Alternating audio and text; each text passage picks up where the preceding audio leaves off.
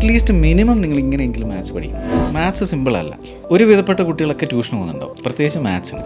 ഇങ്ങനെ അന്നത്തെ കാലത്ത് എന്നെ പഠിപ്പിക്കുകയായിരുന്നെങ്കിൽ ഞാനിന്ന് എവിടെയൊക്കെയോ എത്തിയാനെ എന്ന് കുറേ ആൾക്കാർ ഞങ്ങൾ പറഞ്ഞിട്ടുണ്ട്. ഒരു 9ാം ക്ലാസ് വരെ മാത്സിനെ കുറിച്ചൊന്നും ആരും അത്ര ബോധമൊന്നും അറിയില്ല. 10ാം ക്ലാസ്സിലെ ബോർഡ് എക്സാം വരുമ്പോഴാണ് നമ്മൾ സീരിയസ് ആവും. ഇന്നത്തെ കാലത്ത് കുട്ടികളെ കംപ്ലീറ്റ് ഡിജിറ്റൽ വേൾഡിൽ നിന്ന് മാറ്റി നിർത്തിയിട്ട് ഉള്ള ഒരു പഠന രീതിയൊന്നും സാധ്യമാണെന്ന് ഞാൻ വിശ്വസിക്കുന്നില്ല. ഇപ്പോഴും ഒരു ടീച്ചറിനെ ആശ്രയിച്ച് മാത്രമാണ് നമ്മുടെ കംപ്ലീറ്റ് മാത്ത് ലേണിങ്സ് നടക്കുന്നത്. അപ്പം നമ്മൾ വിചാരിക്കുന്നത് മാർക്ക് കിട്ടി എന്നതുകൊണ്ട് മാത്തമാറ്റിക്സ് അറിയാമെന്നാണ്. അങ്ങനെ ആവണമെന്നില്ല. അത് മനസ്സിലാക്കി അതിൻ്റെ ഒരു പർപ്പസ് എന്താണ്, ഇത് എവിടെ നിന്നാണ് വന്നത്, ഇത് എന്തിനാണ് നമ്മൾ പഠിക്കുന്നത്, ഇതൊക്കെ മനസ്സിലാക്കി കഴിയുമ്പോഴാണ് കുട്ടിക്കും ഇതിനൊരു താല്പര്യം തോന്നും. ടീച്ചിങ്ങേ നടക്കുന്നുള്ളൂ, ലേണിങ് നടക്കുന്നില്ല എന്ന് പറയും. ശരിക്കും മാത്സിന് ചെയ്ത് നോക്കാൻ പറ്റുന്ന ഒരു പ്ലാറ്റ്ഫോം നിലവിലില്ല. വിഷ്വൽസിൽ കൂടി ഡെമോൺസ്ട്രേറ്റ് ചെയ്യുന്ന വീഡിയോ ഉണ്ടാവും. അപ്പോൾ അത് കാണുമ്പോൾ തന്നെ കുട്ടിക്ക് മനസ്സിലാവും ഇതാണ് ഈ സബ്ജക്റ്റ് എന്നുള്ളത്. ഇത്രയും ഈസി ആയിട്ട് പഠിക്കാൻ പറ്റുന്ന, ഇത്രയും എഫേർട്ട്ലെസ് ആയിട്ട് പഠിക്കാൻ പറ്റുന്ന വേറൊരു സബ്ജക്റ്റ് ഇല്ല. മാത്തമാറ്റിക്സിന് ഇന്ന് നമ്മൾ പലരും പേടിയോടെയാണ് നോക്കിക്കാണുന്നത്. സ്കൂൾ കാലഘട്ടങ്ങളിൽ PT പീരീഡിൽ കയറി വരുന്ന കണക്ക് സാറും ഭൂലോകത്തിൻ്റെ സ്പന്ദനം കണക്കിലാണെന്ന് പഠിപ്പിച്ച ചാക്കോ മാഷും ഒക്കെ ഇപ്പോഴും ചെറിയ പേടിയോടെ നമ്മൾ നോക്കിക്കാണുന്നത്. അങ്ങനെ നമ്മുടെ കുട്ടികളുള്ള മാത്സ് എന്ന പേടിയെ മാറ്റി നിർത്താൻ, മാത്സ് എങ്ങനെ പഠിക്കണമോ അങ്ങനെ പഠിക്കാൻ നമുക്കൊരു പ്ലാറ്റ്ഫോം ഒരുക്കിയിരിക്കുകയാണ് മാത്ത് ആപ്പ്. ഇന്ന് നമുക്കൊപ്പമുള്ളത് മാത്ത് ആപ്പ് ഗ്രൂപ്പിൻ്റെ ഫൗണ്ടർ അനൂപ് സാറാണ്. Hi Anoop sir. Sir, maths നമുക്കെപ്പോഴും ഭയങ്കര പേടി, ഇൻക്ലൂഡിങ് ഞാൻ അടക്കമുള്ള ആളുകൾക്ക് ഒത്തിരി ആളുകളുണ്ട് മാത്സിനെ പേടിക്കുന്നവർ. സോ മാത്ത് ആപ്പിനെ കുറിച്ച് ഞാൻ കേട്ടിട്ടുണ്ട്, അതിന് വളരെ നല്ല രീതിയിൽ സൊല്യൂഷൻ കൊടുക്കുന്ന ഒരു പ്ലാറ്റ്ഫോം ആണെന്നുള്ളത്. എന്താണ് ആക്ച്വലി മാത്ത് ആപ്പ്, ഒന്ന് എക്സ്പ്ലെയിൻ ചെയ്തു തരുമോ? മാത്ത് ആപ്പ് എന്ന് പറയുന്നത് കുട്ടികൾക്ക് മാത്തമാറ്റിക്സ് എന്ന് പറഞ്ഞൊരു സബ്ജക്റ്റ് സ്വന്തമായിട്ട് ലേൺ ചെയ്യാൻ പറ്റുന്ന ഒരു പ്ലാറ്റ്ഫോമാണ്. അപ്പോൾ മാത്സ് കുട്ടികൾ എങ്ങനെ സ്വന്തമായിട്ട് ലേൺ ചെയ്യുമെന്ന് പറഞ്ഞൊരു ചോദ്യമുണ്ട്. അതെ. അപ്പോൾ സ്വന്തമായിട്ട് ലേൺ ചെയ്യാന്ന് പറഞ്ഞാൽ നമ്മൾ കുറേ എക്സ്പെരിമെൻറ്റുകൾ ചെയ്യണം. ഇത് വർക്കൗട്ട് ആകുമോ, ഞാൻ ആദ്യം ഒരു സാധനം കൊടുത്ത് ശരിയാവും, എന്തുകൊണ്ട് ഇത് ശരിയായി. അപ്പോൾ അതാണല്ലോ സെൽഫ് ലേണിംഗ് എന്ന് പറയുന്നത്. അതെ. അപ്പോൾ കുട്ടികൾക്ക് ഇത് സ്വന്തമായിട്ട് ലേൺ ചെയ്യാൻ പറ്റുക എന്ന് വെച്ച് കഴിഞ്ഞാൽ ഇതുപോലെ അതിനകത്ത് എക്സ്പെരിമെൻറ്റുകൾ ചെയ്ത് നോക്കാനുള്ള ഓപ്ഷൻസ് അവൈലബിൾ ആണ്. പിന്നെ എല്ലാ കോൺസെപ്റ്റുകളും നമ്മൾ വിഷ്വലൈസ് ചെയ്തിട്ടുണ്ട്. കംപ്ലീറ്റ് മാത്സ് കോൺസെപ്റ്റുകളെയും നമ്മൾ വിഷ്വലി ഡെമോൺസ്ട്രേറ്റ് ചെയ്തിട്ടാണ്. അപ്പോൾ തന്നെ കുട്ടികൾക്ക് ഇതിൻ്റെ ഒരു പേടി മാറും. അല്ലേ, നമ്മൾ സാറിന് പറയാറുള്ളൊരു ചോദ്യമുണ്ട്, കണ്ട് പഠിക്കുമ്പോൾ നമുക്ക് കേട്ട് പഠിക്കുന്നതിലും എന്തുകൊണ്ടും നല്ലതാണ് കണ്ട് പഠിക്കാൻ. അത് അറിഞ്ഞു പഠിക്കുക എന്ന് പറഞ്ഞൊരു സംഭവം കൂടിയുണ്ട് അല്ലേ.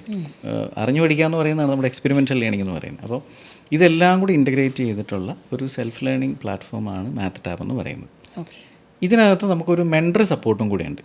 അതെന്താണെന്ന് വെച്ച് കഴിഞ്ഞാൽ ഇപ്പോൾ നമ്മൾ കുട്ടികൾ സെൽഫ് ലേൺ ചെയ്യുമെന്ന് പറഞ്ഞാലും ഒരു പക്ഷേ ആ കുട്ടികളോട് ഇതെങ്ങനെയാണ് ഈ പ്ലാറ്റ്ഫോം വർക്ക് ചെയ്യുന്നത്, ഇതെന്തൊക്കെ നിങ്ങൾ ചെയ്യണം, ഇവർ കൃത്യമായിട്ട് ഫോളോ ചെയ്യുന്നുണ്ടോ, ഇവർക്ക് എന്തെങ്കിലും ഇനി ഇതല്ലാതെ എന്തെങ്കിലും സംശയങ്ങളുണ്ട് ക്ലിയർ ചെയ്യാനുണ്ട്. അപ്പോൾ അങ്ങനെ ഒരു അഡീഷണൽ ഒരു മാത്സിൽ തന്നെ എക്സ്പേർട്ട് ആയിട്ടുള്ള ഒരാളുടെ മെൻറ്റർ സപ്പോർട്ടും കൂടെ അഡീഷണൽ ആയിട്ട് വരുന്നു. അതായത് ഈ സെൽഫ് ലേണിംഗ് നടത്തുന്ന ഒരു കുട്ടിക്ക് നമ്മുടെ മാത്ത് ത്രൂ ഒരാൾ സെൽഫ് ലേണിംഗ് ചെയ്യുമ്പം അവിടെ നമുക്ക് ഇൻഡിവിജ്വൽ ആയിട്ട് ഒരു മെൻറ്റർ സപ്പോർട്ടും കൂടെ കൊടുക്കുന്നുണ്ടെന്നാണ് സാർ പറയുന്നത്. തീർച്ചയായിട്ടും. ഓക്കെ. കാരണം കുട്ടികൾ പല രീതിയിലുള്ളതായിരിക്കുമല്ലോ. ചിലർക്ക് മാത്സ് ഭയങ്കര എളുപ്പമുള്ളതായിരിക്കാം, അതെ, ചിലർക്ക് മാത്സ് കുറച്ച് ഡിഫിക്കൽട്ടായിരിക്കാം. പൊതുവേ മാത്സ് ഭയങ്കര ടഫാണ്. എൻ്റെ കാഴ്ചപ്പാടിൽ മാത്സ് ഭയങ്കര ടഫാണ്. എനിക്ക് ഭയങ്കര ടഫായിരുന്നു. അപ്പോൾ ഞാൻ പലപ്പോഴും, ഇപ്പോൾ ഞാൻ MBA ഫൈനാൻസ് ആൻഡ് HR ആയിരുന്നു ചെയ്തത്.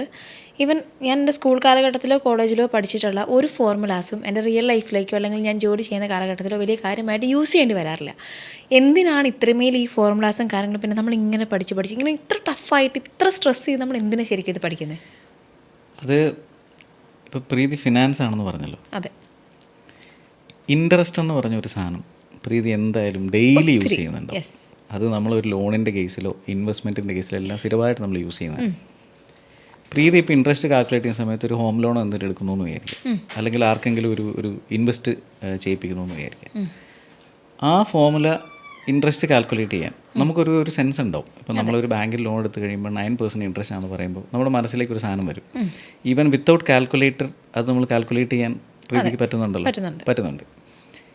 ഇത് സ്കൂളിൽ ഇതേ സാധനം പഠിച്ചിട്ടുണ്ട് ഇല്ലേ. സ്കൂളിൽ നമ്മളൊരു ഫോമുല വെച്ചിട്ടാണ് പഠിച്ചേക്കുന്നത് ഇൻട്രസ്റ്റ് കാൽക്കുലേറ്റ് ചെയ്യുന്നത്. IEC = PNR എന്ന് പറഞ്ഞൊരു ഫോമുലയൊക്കെ വെച്ചിട്ട് ഓർമ്മയുണ്ടാവും അല്ലേ പറയുമ്പോൾ. അപ്പോൾ അന്ന് പഠിച്ച ഫോമുല ഇന്ന് ഉപയോഗിക്കുന്നില്ല എന്ന് പറയുന്നത് തെറ്റാണ്. ആ ഫോമുല ഉപയോഗിക്കുന്നുണ്ടാവില്ല, പക്ഷെ അന്ന് പഠിച്ച ഇൻട്രസ്റ്റ് അങ്ങനെയാണ് നിങ്ങൾ പഠിച്ചത്. പക്ഷെ ഇപ്പം നമ്മൾ റിയൽ ലൈഫിൽ യൂസ് ചെയ്യുന്നു. വ്യത്യാസം എന്താണെന്ന് ചോദിച്ചു കഴിഞ്ഞാൽ അന്ന് പഠിച്ച ഫോർമുലയിൽ കണ്ട ഇൻട്രസ്റ്റ് എന്ന് പറയുന്ന ഒരു കോൺസെപ്റ്റ് ഇങ്ങനെയൊക്കെ ആയിരുന്നു നമ്മൾ ഉപയോഗിക്കേണ്ടത് എന്ന് അന്നൊരു പക്ഷേ കൃത്യമായ ഒരു ഇൻഫർമേഷൻസ് നമുക്ക് കിട്ടിയിട്ടുണ്ടാവില്ല അല്ലേ. അപ്പം നമ്മൾ കാലങ്ങൾ കൊണ്ട് നമ്മൾ നമ്മുടെ ലൈഫിൽ എക്സ്പീരിയൻസ് ചെയ്താൽ പഠിച്ചത് എന്താണ് ഇൻട്രസ്റ്റ് എന്നുള്ളത്. പലരും പറഞ്ഞും കേട്ടും അല്ലേ അങ്ങനെ പഠിച്ചിട്ടുള്ളത്. ഒരു എക്സ്പെരിമെൻഷ്യൽ ലേണിങ്ങിൽ കൂടി നമ്മൾ അറിയാതെ പഠിച്ചു വന്നതാണ് നിങ്ങളിപ്പോൾ യൂസ് ചെയ്യുന്നത്. ശരിയല്ല, നമ്മൾ ഈ ഫോമുല ഉപയോഗിക്കുന്നില്ല, ഇപ്പോൾ ഉപയോഗിക്കേണ്ട ആവശ്യമില്ല. അപ്പോൾ അങ്ങനെ ഒരു എക്സ്പെരിമെൻഷ്യൽ ലേണിംഗ് പ്ലാറ്റ്ഫോം ശരിക്കും മാത്സിന് ചെയ്തു നോക്കാൻ പറ്റുന്ന ഒരു പ്ലാറ്റ്ഫോം നിലവിലില്ല. എല്ലാ കോൺസെപ്റ്റും ഒരു കുട്ടിക്ക് ചെയ്തു നോക്കണം, അങ്ങനെ സ്വന്തമായിട്ടൊന്നും ചെയ്തു നോക്കണമെന്ന് വിചാരിക്കുക. എപ്പോഴും ഒരു ടീച്ചറിനെ ആശ്രയിച്ച് മാത്രമാണ് നമ്മുടെ കംപ്ലീറ്റ് മാത്ത് ലേണിങ്സ് നടക്കുന്നത്. ഒരു സ്വന്തമായിട്ടൊരു ടെക്കിൽ അല്ലെങ്കിൽ ഒരു എന്തെങ്കിലും രീതിയിൽ ചെയ്തു നോക്കാനുള്ളൊരു ഓപ്ഷൻസ് ഇല്ല, അല്ലെങ്കിൽ എങ്ങനെ ചെയ്യണമെന്ന് അറിഞ്ഞുകൂടാ. അപ്പോൾ അതിനുള്ള ഏറ്റവും നല്ലൊരു സൊല്യൂഷനാണ് മാത്ത് ടാബ്. നമുക്ക് അതിനകത്ത് ഇങ്ങനെ ചെയ്തു നോക്കാം. എത്രാം ക്ലാസ്സിൽ വരെ പഠിക്കുന്ന കുട്ടികൾക്കാണ് ഈ മാത്ത് ടാബ് യൂസ് ചെയ്യാൻ പറ്റുന്നത്? നമ്മളിപ്പോൾ ചെയ്തിട്ടുള്ളത് CBSE കുട്ടികളുണ്ടല്ലോ, അത് ഒരു 6th ഗ്രേഡ് മുതൽ 10th ഗ്രേഡ് വരെയുള്ള കുട്ടികൾക്ക് വേണ്ടിയിട്ടാണ് ഇപ്പോൾ നമ്മൾ ചെയ്തിട്ടുള്ളത്. അതിൽ തന്നെ 6th ഗ്രേഡിലേക്ക് വരുമ്പോൾ അവർ അവശ്യം അറിഞ്ഞിരിക്കേണ്ടതായ കുറേ കോൺസെപ്റ്റുകളുണ്ട്. അപ്പോൾ അതെല്ലാം അവർക്ക് ചെയ്തു നോക്കാൻ പാകത്തുള്ളൊരു ഫൗണ്ടേഷൻ പ്രോഗ്രാം അതിനകത്ത് അവൈലബിൾ ആണ്. അതെല്ലാ ക്ലാസ്സിലെ കുട്ടികൾക്കും അങ്ങനെ ഒരു ഫൗണ്ടേഷൻസും അതിനകത്ത് അവൈലബിൾ ആയിരിക്കും. ഓക്കെ. അപ്പോൾ നമ്മൾ ഈ കുട്ടികൾ നമ്മൾ ഇയർലി ഇതിൻ്റെ ഒരു സബ്സ്ക്രിപ്ഷൻ അങ്ങനെ എന്തെങ്കിലും പർച്ചേസ് ചെയ്യുവാണോ, എങ്ങനെയാണ് അത് വർക്ക് ചെയ്യുന്നത്? അതെ, ഇയർലി സബ്സ്ക്രിപ്ഷനാണ്. Okay. Basically and every day അവർക്കത് ആക്സസ് ചെയ്യാം, വർക്ക് ചെയ്യാം, എപ്പോൾ വേണമെങ്കിലും അതിനകത്ത് കയറി ചെയ്ത് നോക്കാം. അപ്പോൾ ഒരു മെൻറ്റർ ഉണ്ടാവും, അപ്പോൾ അവർ കൃത്യമായിട്ട് ഗൈഡ് ചെയ്ത് കൊടുക്കും. അപ്പോൾ അവരുടെ സ്കൂളിൽ പോകുന്ന അതേ കരിക്കുലത്തിൽ തന്നെ ആയിരിക്കാൻ പോവുക. അതിനെന്തെങ്കിലും ടൈമിംഗ് ഉണ്ടോ? അതായത് ഒരു മെൻറ്റർ ഉണ്ടാവുമെന്ന് പറയുമ്പോൾ ഓൾവേസ് ഒരു മെൻറ്റർക്ക് അവൈലബിൾ ആവാൻ പറ്റില്ലല്ലോ. അപ്പോൾ ഈ ഒരു കുട്ടിക്ക് ഇത്ര മണി തൊട്ട് ഇത്ര മണി വരെ ആയിരിക്കും ഈ മെൻറ്റർ അവൈലബിൾ ആയിട്ടുള്ളത്, അങ്ങനെ എന്തെങ്കിലും ഉണ്ടാവും? അങ്ങനെ ഉണ്ടാവും. ആഴ്ചയിൽ ഒരു 2 ദിവസമായിരിക്കും മെൻറ്റർ ഈ കുട്ടിയായിട്ട് നേരിട്ട് സംസാരിക്കുന്നത്. പിന്നെ നമ്മുടെ ഇതിനകത്ത് തന്നെ ഈ മെൻറ്ററുമായിട്ട് ലൈവായിട്ട് ചാറ്റ് ചെയ്യാനുള്ള ഓപ്ഷൻസ് അവൈലബിൾ ആയിരിക്കും. അതൊരു ടൈം റെസ്ട്രിക്റ്റഡ് ആയിരിക്കും, പക്ഷേ ആ സമയത്ത് അവരെപ്പോഴും അവൈലബിൾ ആയിരിക്കും. അപ്പോൾ അതിൽ കൂടി അവരുടെ സംശയങ്ങൾ ചോദിക്കാം, ഹോംവർക്കുകൾ ക്ലിയർ ചെയ്യാം, അങ്ങനെയുള്ള എല്ലാ ഓപ്ഷൻസും അതിനകത്ത് അവൈലബിൾ ആണ്. ഓക്കെ. സോ ഇപ്പോൾ സാർ പറഞ്ഞതുപോലെ മാത്ത് ടാബിൽ നമ്മൾ സെൽഫ് ലേണിംഗ് ആണ് അവിടെ നടക്കുന്നത് അല്ലേ? അപ്പോൾ പക്ഷേ ഈ ട്രഡീഷണൽ മെത്തേഡ്സ് യൂസ് ചെയ്ത ഒരു കുട്ടിക്കും ഇപ്പം സാറിന് ഒരുപാട് ഓൾറെഡി സ്റ്റുഡൻസ് ഇതിലൂടെ ഈ മാത്ത് ടാബിൽ പഠിച്ച് വന്നിട്ടുണ്ടാവും. ഈ ഒരു നമ്മുടെ മെത്തേഡ് യൂസ് ചെയ്തൊരു കുട്ടിക്കും ട്രഡീഷണൽ മെത്തേഡ് യൂസ് ചെയ്ത കുട്ടിക്കും തമ്മിൽ സാർ കാണുന്നൊരു ഡിഫറൻസ് എന്താ? ഈ ട്രഡീഷണൽ മെത്തേഡിൽ ഇപ്പോൾ റീസെൻ്റ്ലി വന്ന ഒരു ആർട്ടിക്കിളാണ്, ഇപ്പോൾ ഹിന്ദുവിൽ വന്ന ഒരു ആർട്ടിക്കിളാണ്. അതിനകത്ത് അവർ പറഞ്ഞിട്ടുള്ളത് ടീച്ചിങ്ങേ നടക്കുന്നുള്ളൂ, ലേണിങ് നടക്കുന്നില്ല എന്ന് പറയും. ഇപ്പോൾ മാത്തമാറ്റിക്സിൻ്റെ കാര്യത്തിൽ ഇത് ഭയങ്കര ഒരു യാഥാർത്ഥ്യമാണ്. നമ്മളിങ്ങനെ കുട്ടികളെ ഇങ്ങനെ പഠിപ്പിക്കുകയാണ്, അത് ഷോർട്ട് കട്ടുകളും കുറേ അങ്ങനെ ട്രിക്കുകളും മെത്തേഡ്സും ഒക്കെ വെച്ചിട്ട് ഇങ്ങനെ ചെയ്യുമെന്ന് പറഞ്ഞ് പഠിപ്പിക്കുക ചെയ്യുക. ഇവർ പഠിക്കുന്നുണ്ടോ എന്ന് ടെസ്റ്റ് ചെയ്യാനുള്ള ഓപ്ഷൻസ് ശരിക്കും സ്കൂളുകളിലാണ് അതുള്ളത്. അപ്പോൾ ഇവർ ലേൺ ചെയ്യുന്നു എന്ന് വെരിഫൈ ചെയ്തിട്ട് അത് കൃത്യമായിട്ട് കറക്റ്റ് ചെയ്യാനുള്ള ഒരു ഓപ്ഷൻസ് നിലവിൽ എത്രമാത്രം നടക്കുന്നുണ്ടെന്നുള്ളൊരു ചോദ്യമാണ്. ആ ലേണിംഗ് പ്രോസസ്സ് ഒരു കുട്ടി കൃത്യമായിട്ട് ചെയ്തിട്ടുണ്ടെങ്കിൽ തീർച്ചയായിട്ടും വേഗം മാത്സ് മനസ്സിലായിട്ടുണ്ടാവും. അതാണ്. അപ്പോൾ ഇതിനകത്തുള്ളൊരു വ്യത്യാസം എന്താണെന്ന് വെച്ച് കഴിഞ്ഞാൽ ഇയാൾ ലേൺ ചെയ്തു എന്ന് ഉറപ്പ് വരുത്താൻ ഇതിനകത്തൊരു സിസ്റ്റം നമുക്കില്ല. അപ്പോൾ ആക്ച്വലി നമ്മുടെ മാത്ത് ടാബിൽ അങ്ങനെ ഒരു സിസ്റ്റം ഉണ്ട്. അല്ലാതെ നമ്മുടെ എഡ്യൂക്കേഷൻ സിസ്റ്റത്തിൽ അതില്ലാത്തതിൻ്റെ ഒരു ബുദ്ധിമുട്ടല്ലേ കുട്ടികൾക്കുള്ളത്? ഞാൻ പക്ഷേ അത് നമുക്ക് ജനറലി അങ്ങനെ ഒരു ലേണിംഗ് പ്രോസസ്സ് നടക്കുന്നില്ല എന്നിങ്ങനെ ആധികാരികമായിട്ട് നമുക്ക് പറയാനൊന്നും പറ്റത്തില്ല. അല്ല, പക്ഷെ പൊതുവേ ഇപ്പം ഞാനടക്കമുള്ള ആളുകൾ, എനിക്ക് ഒരു എക്സ്പീരിയൻസ്ഡ് പേഴ്സൺ എനിക്ക് പറയാൻ പറ്റും, ഞങ്ങളൊക്കെ പഠിക്കുന്ന ടീച്ചർ വന്ന് ബോർഡിൽ എഴുതിയിട്ട് തരുന്നതോ ആ ഫോർമുലാസ് പഠിച്ചെടുക്കുക എന്നുള്ളതാണ്. എക്സെപ്ഷണലായിട്ട് ചില കുട്ടികളുണ്ടാകും ഈ പറഞ്ഞതുപോലെ മാത്സിനെ അത്രമേൽ എടുക്കാൻ പറ്റുന്ന അല്ലെങ്കിൽ അത് മനസ്സിലാക്കാൻ പറ്റുന്നവരുണ്ടാവും. അതുകൊണ്ട് ആധികാരികമായിട്ട് എല്ലാവരുടെയും കാര്യത്തിൽ അല്ലെങ്കിൽ പോലും ഇപ്പോൾ സാറ് പറഞ്ഞു നമ്മൾ CBSEക്ക് വേണ്ടി ചെയ്യുന്നുണ്ട് എന്ന്. ഈ മാത്ത് ടാബ് പോലൊരു പ്രോഗ്രാം നമുക്ക് എന്തുകൊണ്ട് സ്കൂളുകളിലേക്ക് സ്റ്റേറ്റ് സിലബസിലേക്കും ഇപ്പം ഗവൺമെൻറ്റുമായിട്ട് കൂടി ആലോചിച്ചിട്ട് സാറിന് അങ്ങനെ ചെയ്തു തരാം. കാരണം എല്ലാ കുട്ടികൾക്കും ഇപ്പോൾ കേട്ടിടത്തോളം ഒരു മാത്സ് പഠിക്കാൻ അത്യാവശ്യം ടഫായിട്ടുള്ളൊരു കുട്ടിക്ക് പോലും അത്രമേൽ യൂസ്ഫുൾ ആകുന്ന ഒന്നാണ് ഈ ഒരു പ്ലാറ്റ്ഫോം. അത് എല്ലാവരിലേക്കും എത്തിക്കുന്ന രീതി നമുക്ക് ചിന്തിച്ചുകൂടെ? തീർച്ചയായിട്ടും. ഈ വർഷം നമ്മൾ CBSE മാത്രമേ ടാർഗറ്റ് ചെയ്യുന്നേ ഉള്ളൂ. അപ്പോൾ അടുത്ത വർഷം ഇത് സ്റ്റേറ്റ് സിലബസിലേക്കും, പിന്നെ മാത്തമാറ്റിക്സ് എന്ന് പറഞ്ഞൊരു ഇൻ്റർനാഷണൽ സാധനമാണ്, എവിടെ പോയാലും മാത്സ് ഇത് തന്നെയാണ്. അപ്പോൾ ബാക്കിയുള്ള കരിക്കുലത്തിലേക്കൊക്കെ നമ്മളിത് ചെയ്യാൻ വേണ്ടി ശ്രമിക്കുന്നുണ്ട്. ഓക്കെ. അതെ സർ, മാത്സിൽ കുട്ടികൾക്ക് ബേസിക്സ് കിട്ടാത്തത് കൊണ്ടാണ് മാത്സ് ടഫ് ആവുന്നതെന്ന് ഒരു തോന്നലല്ല, എനിക്ക് തോന്നുന്നു അതാണ് റിയാലിറ്റി എന്ന്. ഈ മാത്ത് ടാബ് എത്രമാത്രം അതിൻ്റെ സൊല്യൂഷൻ പ്രൊവൈഡ് ചെയ്യും? ഈ മാത്സിൽ എല്ലാവരും പറയുന്ന ഒരു സാധനമാണ് ബേസിക്സ് ഇല്ലാത്തതുകൊണ്ടാണെന്നുള്ളത്. അപ്പോൾ ഒരു വലിയൊരു ചോദ്യമാണ്. നമ്മളിപ്പോൾ ഒരു 2 നമ്പറിൻ്റെ ഞാൻ ഈ കഴിഞ്ഞ ഒരു എക്സാമ്പിൾ പറയാം. ഞങ്ങളുടെ ഈ പ്രൊഡക്റ്റ് ഒത്തിരി ആൾക്കാർ നമ്മളിങ്ങനെ ഇൻട്രൊഡ്യൂസ് ചെയ്യും, പലരോടും നമ്മളിതിങ്ങനെ സംസാരിക്കാറുണ്ട്, ഫീഡ്ബാക്കിൽ എടുക്കാറുണ്ട്. അങ്ങനെ ഞാൻ സംസാരിച്ച സമയത്ത് നോർത്ത് ഇന്ത്യയിലുള്ള ഒരു ലേഡിയായിട്ട്, അവർക്ക് 2 കുട്ടികളൊക്കെ ഉണ്ട്. അപ്പോൾ അവരുമായിട്ട് ഞാൻ സംസാരിക്കുകയാണ്. അപ്പോൾ അവരുടെ കുട്ടികൾ IB കരിക്കുലമൊക്കെ പഠിക്കുന്നത്. അപ്പോൾ ആ ലേഡിയോട് ഞാനിങ്ങനെ ചോദിച്ചു, ഞാനിത് എൻ്റെ ഈ പ്രൊഡക്റ്റ് ഇൻട്രൊഡ്യൂസ് ചെയ്യാണ്. ആ സമയത്ത് ഞാൻ ചോദിച്ചു LCM എന്താണെന്നറിയുമെന്ന് ചോദിച്ചു. അപ്പോൾ പുള്ളിക്കാരത്തെ ഒരു BTech ഗ്രാജുവേറ്റ് കൂടിയാണ്. BTech കഴിഞ്ഞിട്ട് അവരുടെ സ്വന്തമായിട്ട് ബിസിനസ് ചെയ്യുന്ന ഒരു ഇതാണ്. അപ്പോൾ അവർക്ക് LCM എന്താണെന്ന് ഞാൻ ചോദിച്ചു. അപ്പോൾ LCM എന്ന് പറഞ്ഞപ്പോൾ പുള്ളിക്കാരത്തേക്ക് മാത്സ് ഭയങ്കര താല്പര്യമുള്ള ഒരു ഇതാണ്. പുള്ളിക്കാരത്തി ഞാൻ ഓർമ്മയുണ്ട്, എനിക്ക് സബ്ജക്റ്റ് ഭയങ്കര ഇഷ്ടമുള്ളതുകൊണ്ട് എന്ന് പറഞ്ഞിട്ട് അവരെന്നെ ഇങ്ങനെ ഒരു ആംഗ്യം കാണിച്ച് 2 നമ്പർ ഇങ്ങനെ എഴുതിയിട്ട് ഇങ്ങനെ. ശരിക്കും പറഞ്ഞാൽ ഒരുവിധപ്പെട്ട എല്ലാ ആൾക്കാരുടെയും മനസ്സിലുള്ളത് LCM എന്ന് പറയുന്നത് അങ്ങനെയാണ്. 2 നമ്പർ കിട്ടിയാൽ നമ്മളിങ്ങനെ ഒരു കോളം വരച്ച് സ്റ്റെപ്പ് എഴുതി ഒരു നമ്പർ കിട്ടും.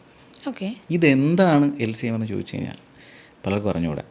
ബേസിക്കലി അതിൻ്റെ വളരെ സിമ്പിൾ, ആ പേരിൽ തന്നെ ഉള്ള ഒരു ഐഡിയ ആണ്. കോൺസെപ്റ്റ് ഞാനിപ്പോൾ എക്സ്പ്ലെയിൻ ചെയ്യുന്നില്ല. ലീസ്റ്റ് കോമൺ മൾട്ടിപ്പിൾ എന്നാണ്. അപ്പോൾ ശരിക്കും ഇത് കണ്ടുപിടിക്കാനുള്ളൊരു മെത്തേഡാണ് ഇവർ പഠിക്കുന്നത്. അപ്പോൾ ഇപ്പോൾ പുതിയ NCERTയുടെ ഒക്കെ പുതിയ കരിക്കുലമൊക്കെ വന്നേക്കാം. ഈ കരിക്കുലത്തിനകത്ത് ഇങ്ങനെയുള്ളൊരു മെത്തേഡ് പോലും അവൈലബിൾ അല്ല. ശരിക്കും എന്താണ് ആ സാധനം നമ്മൾ മനസ്സിലാക്കണം. എന്നാൽ മാത്രമേ അപ്പോൾ അങ്ങനെയുള്ള ചോദ്യങ്ങളുമാണ് നമ്മളോട് ചോദിക്കുന്നത്. ഓക്കെ, അപ്പോൾ ബേസിക് എന്ന് പറയുമ്പോൾ എന്താണ് ബേസിക്സ് എന്നുള്ളതാണ് ചോദ്യം. പലരും വിചാരിച്ചിരിക്കുന്നത് LCM കാണാൻ നന്നായിട്ട് അടുത്ത് കഴിഞ്ഞാൽ ബേസിക് പഠിച്ചു എന്നാണ്. അങ്ങനെയല്ല, അതിനൊരു മീനിങ് ഉണ്ട്. ലീസ്റ്റ് കോമൺ മൾട്ടിപ്പിൾ എന്ന് പറഞ്ഞിട്ടുള്ളൊരു സാധനമുണ്ട്. അപ്പോൾ അത് കൃത്യമായിട്ട് അത് മനസ്സിലാക്കി അതിൻ്റെ ഒരു പർപ്പസ് എന്താണ്, ഇത് എവിടെ നിന്നാണ് വന്നത്, ഇത് എന്തിനാണ് നമ്മൾ പഠിക്കുന്നത്, ഇതൊക്കെ മനസ്സിലാക്കി കഴിയുമ്പോഴാണ് കുട്ടിക്കും ഇതിനൊരു താല്പര്യം തോന്നുള്ളൂ. അല്ലെങ്കിൽ ഞാനിപ്പോൾ ഈ പറഞ്ഞ പോലെ ഇങ്ങനെ ഒരു ഫോമുല അല്ലെങ്കിൽ ഒരു മെത്തേഡ്സ് മാത്രമേ നമ്മൾ ഓർമ്മയിൽ നിൽക്കുകയുള്ളൂ. നമ്മളിപ്പോഴത്തെ മാത്തമാറ്റിക്സ് ലേണിങ്ങിൻ്റെ ഒരു 90% ഈ പറഞ്ഞ രീതിയിലുള്ള പഠനമാണ്. ഇപ്പം നമ്മൾ ഓൺലൈൻ പ്ലാറ്റ്ഫോമുകളിലൊക്കെ നമ്മൾ ഇഷ്ടംപോലെ ക്ലാസ്സുകളൊക്കെ കാണാറുണ്ട്. ഇങ്ങനെ നമ്മൾ സ്വാഭാവികമായിട്ട് വാച്ച് ചെയ്യുമല്ലോ. അപ്പോൾ അതൊരു വളരെ സിസ്റ്റമാറ്റിക് ആയിട്ട് ഇങ്ങനെ പറഞ്ഞു കൊടുക്കുകയാണ്. ഇങ്ങനെ വരുമ്പോൾ ഇങ്ങനെ ചെയ്യണം, അതിന് ശേഷം ഇങ്ങനെ ചെയ്യണം, ഇത് ഭയങ്കര സിമ്പിളാണ്. ബേസിക്കലി മാത്സ് സിമ്പിളല്ല. ഓക്കെ, മാത്സ് സിമ്പിളല്ല. അത് സിമ്പിൾ ആകണമെങ്കിൽ ഇപ്പോൾ ഞാൻ പ്രീതിയോട് വേറെ ചോദിക്കാം. ഓക്കെ, നമ്മൾ എണ്ണാൻ പഠിക്കുന്ന ഏത് ക്ലാസ്സിലാണ്? കുഞ്ഞ് ക്ലാസ്സിലാണ്. കുഞ്ഞ് ക്ലാസ്സിൽ പഠിക്കും അല്ലേ?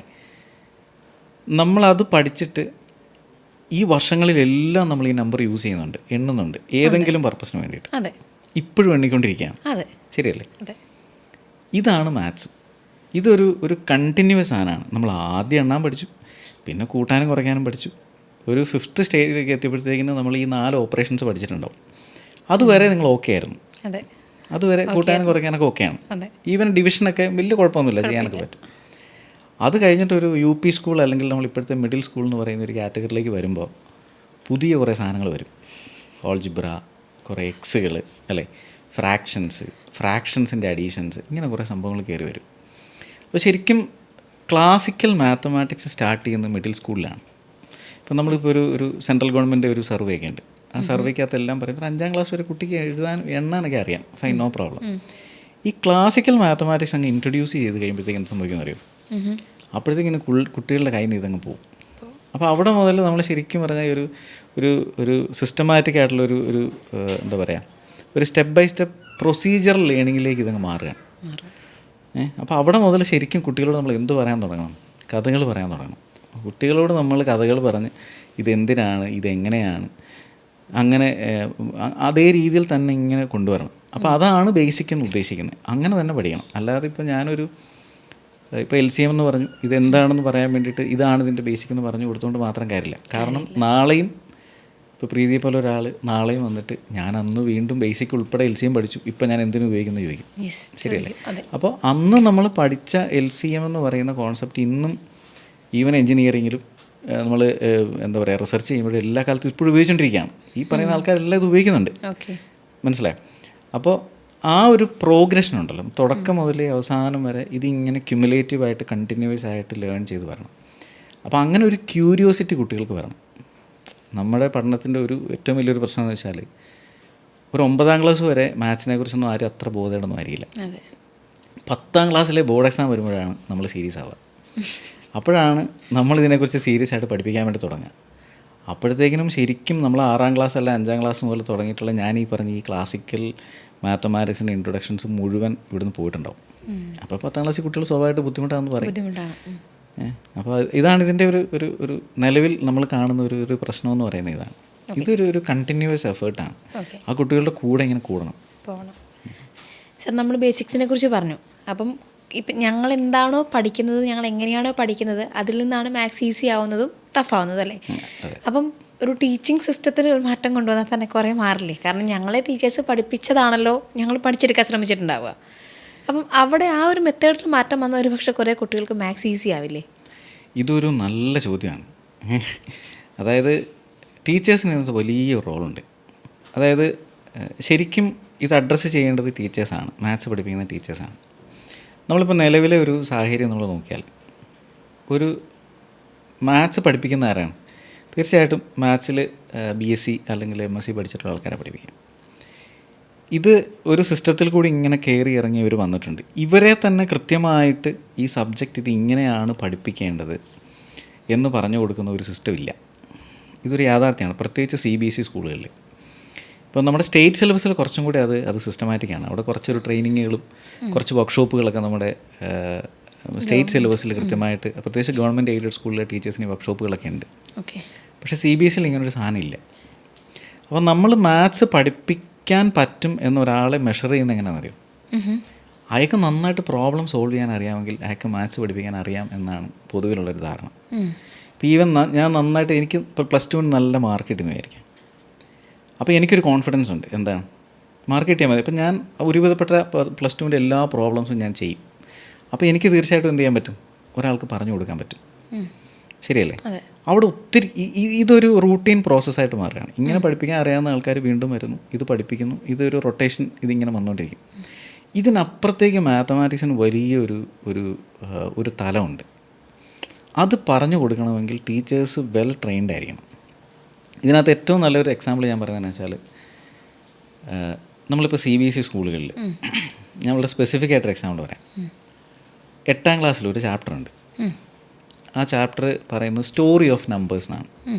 നമ്മളിപ്പോൾ ഉപയോഗിക്കുന്ന നമ്പേഴ്സ് ഉണ്ടല്ലോ, 0, 1, 2, 3 എന്ന് പറഞ്ഞിട്ട്, ഈ നമ്പേഴ്സ് എങ്ങനെ ചോദിച്ചാലും പ്രീതിയുടെ മൈൻഡിൽ ഈ നമ്പർ ഉണ്ടാവും. ഇപ്പോൾ 1000 പറഞ്ഞാലും -1000 പറഞ്ഞാലും ലാക്സും ക്രോറും ഒക്കെ, അത് വളരെ സിസ്റ്റമാറ്റിക് ആയിട്ട് ഡെവലപ്പ് ചെയ്ത് വെച്ചിരിക്കുന്ന ഒരു ഹിന്ദു നമ്പർ സിസ്റ്റം എന്നാണ് അത് ആഗോളതലത്തിൽ അറിയപ്പെടുന്നത്. അതിനെ ബേസ് ചെയ്തിട്ടാണ് നമ്മുടെ ടെക്നോളജി നമ്മൾ ഈ കാണുന്നത് മുഴുവൻ ഇതിനെ ബേസ് ചെയ്തിട്ടാണ്.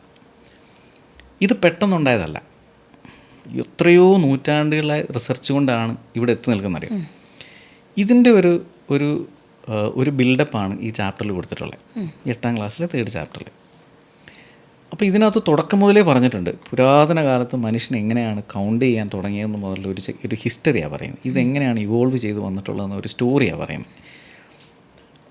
അപ്പോൾ ഇതിനകത്ത് ചൈനീസ് നമ്പർ സിസ്റ്റം ഉണ്ട്, മെസപ്പൊട്ടേമിയൻ സിസ്റ്റം ഉണ്ട്, അങ്ങനെ കുറേ സാധനങ്ങൾ ഇതിനകത്ത് പറഞ്ഞു വെച്ചിട്ടുണ്ട്.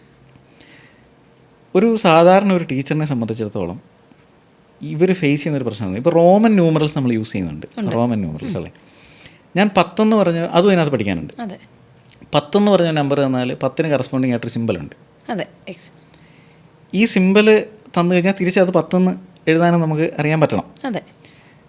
അപ്പോൾ ഒരു നോർമൽ ടീച്ചറിനെ സംബന്ധിച്ചിടത്തോളം അവർ ക്ലാസ്സിൽ പോകുമ്പോൾ ഫേസ് ചെയ്യുന്നൊരു പ്രശ്നം എന്നറിയോ, ഇവർ കുട്ടികളോട് ചോദിക്കാൻ പോകുന്ന ചോദ്യം എന്ന് വെച്ചാൽ ഏത് നമ്പർ കൊടുത്താലും അതിൻ്റെ കറസ്പോണ്ടിങ് റോമൻ നമ്പറിൽ എഴുതണം, റോമൻ നമ്പർ എഴുതിയാൽ കറസ്പോണ്ടിങ് നമ്പർ എഴുതണം. ഇതാണ് പറയാം. ബേസിക്കലി ആ ചാപ്റ്റർ കൊണ്ട് ഉദ്ദേശിക്കുന്ന ഈ സംഭവമേ അല്ല, ഇതല്ല. കാരണം അതാണ് നമ്മളെന്താ പറയുക, ഈ റോട്ട് ലേണിംഗ് എന്ന് പറഞ്ഞൊരു കോൺസെപ്റ്റ് അതാണ്. അപ്പോൾ കുറേ മെത്തേഡ്സ് പഠിപ്പിച്ച് വെക്കും. ഇങ്ങനെ വന്നാൽ ഇങ്ങനെ ചെയ്യണം, ഇതിങ്ങനെ വന്നാൽ ഇങ്ങനെ ചെയ്യണം എന്ന് നമ്മൾ പഠിപ്പിച്ച് വെക്കും.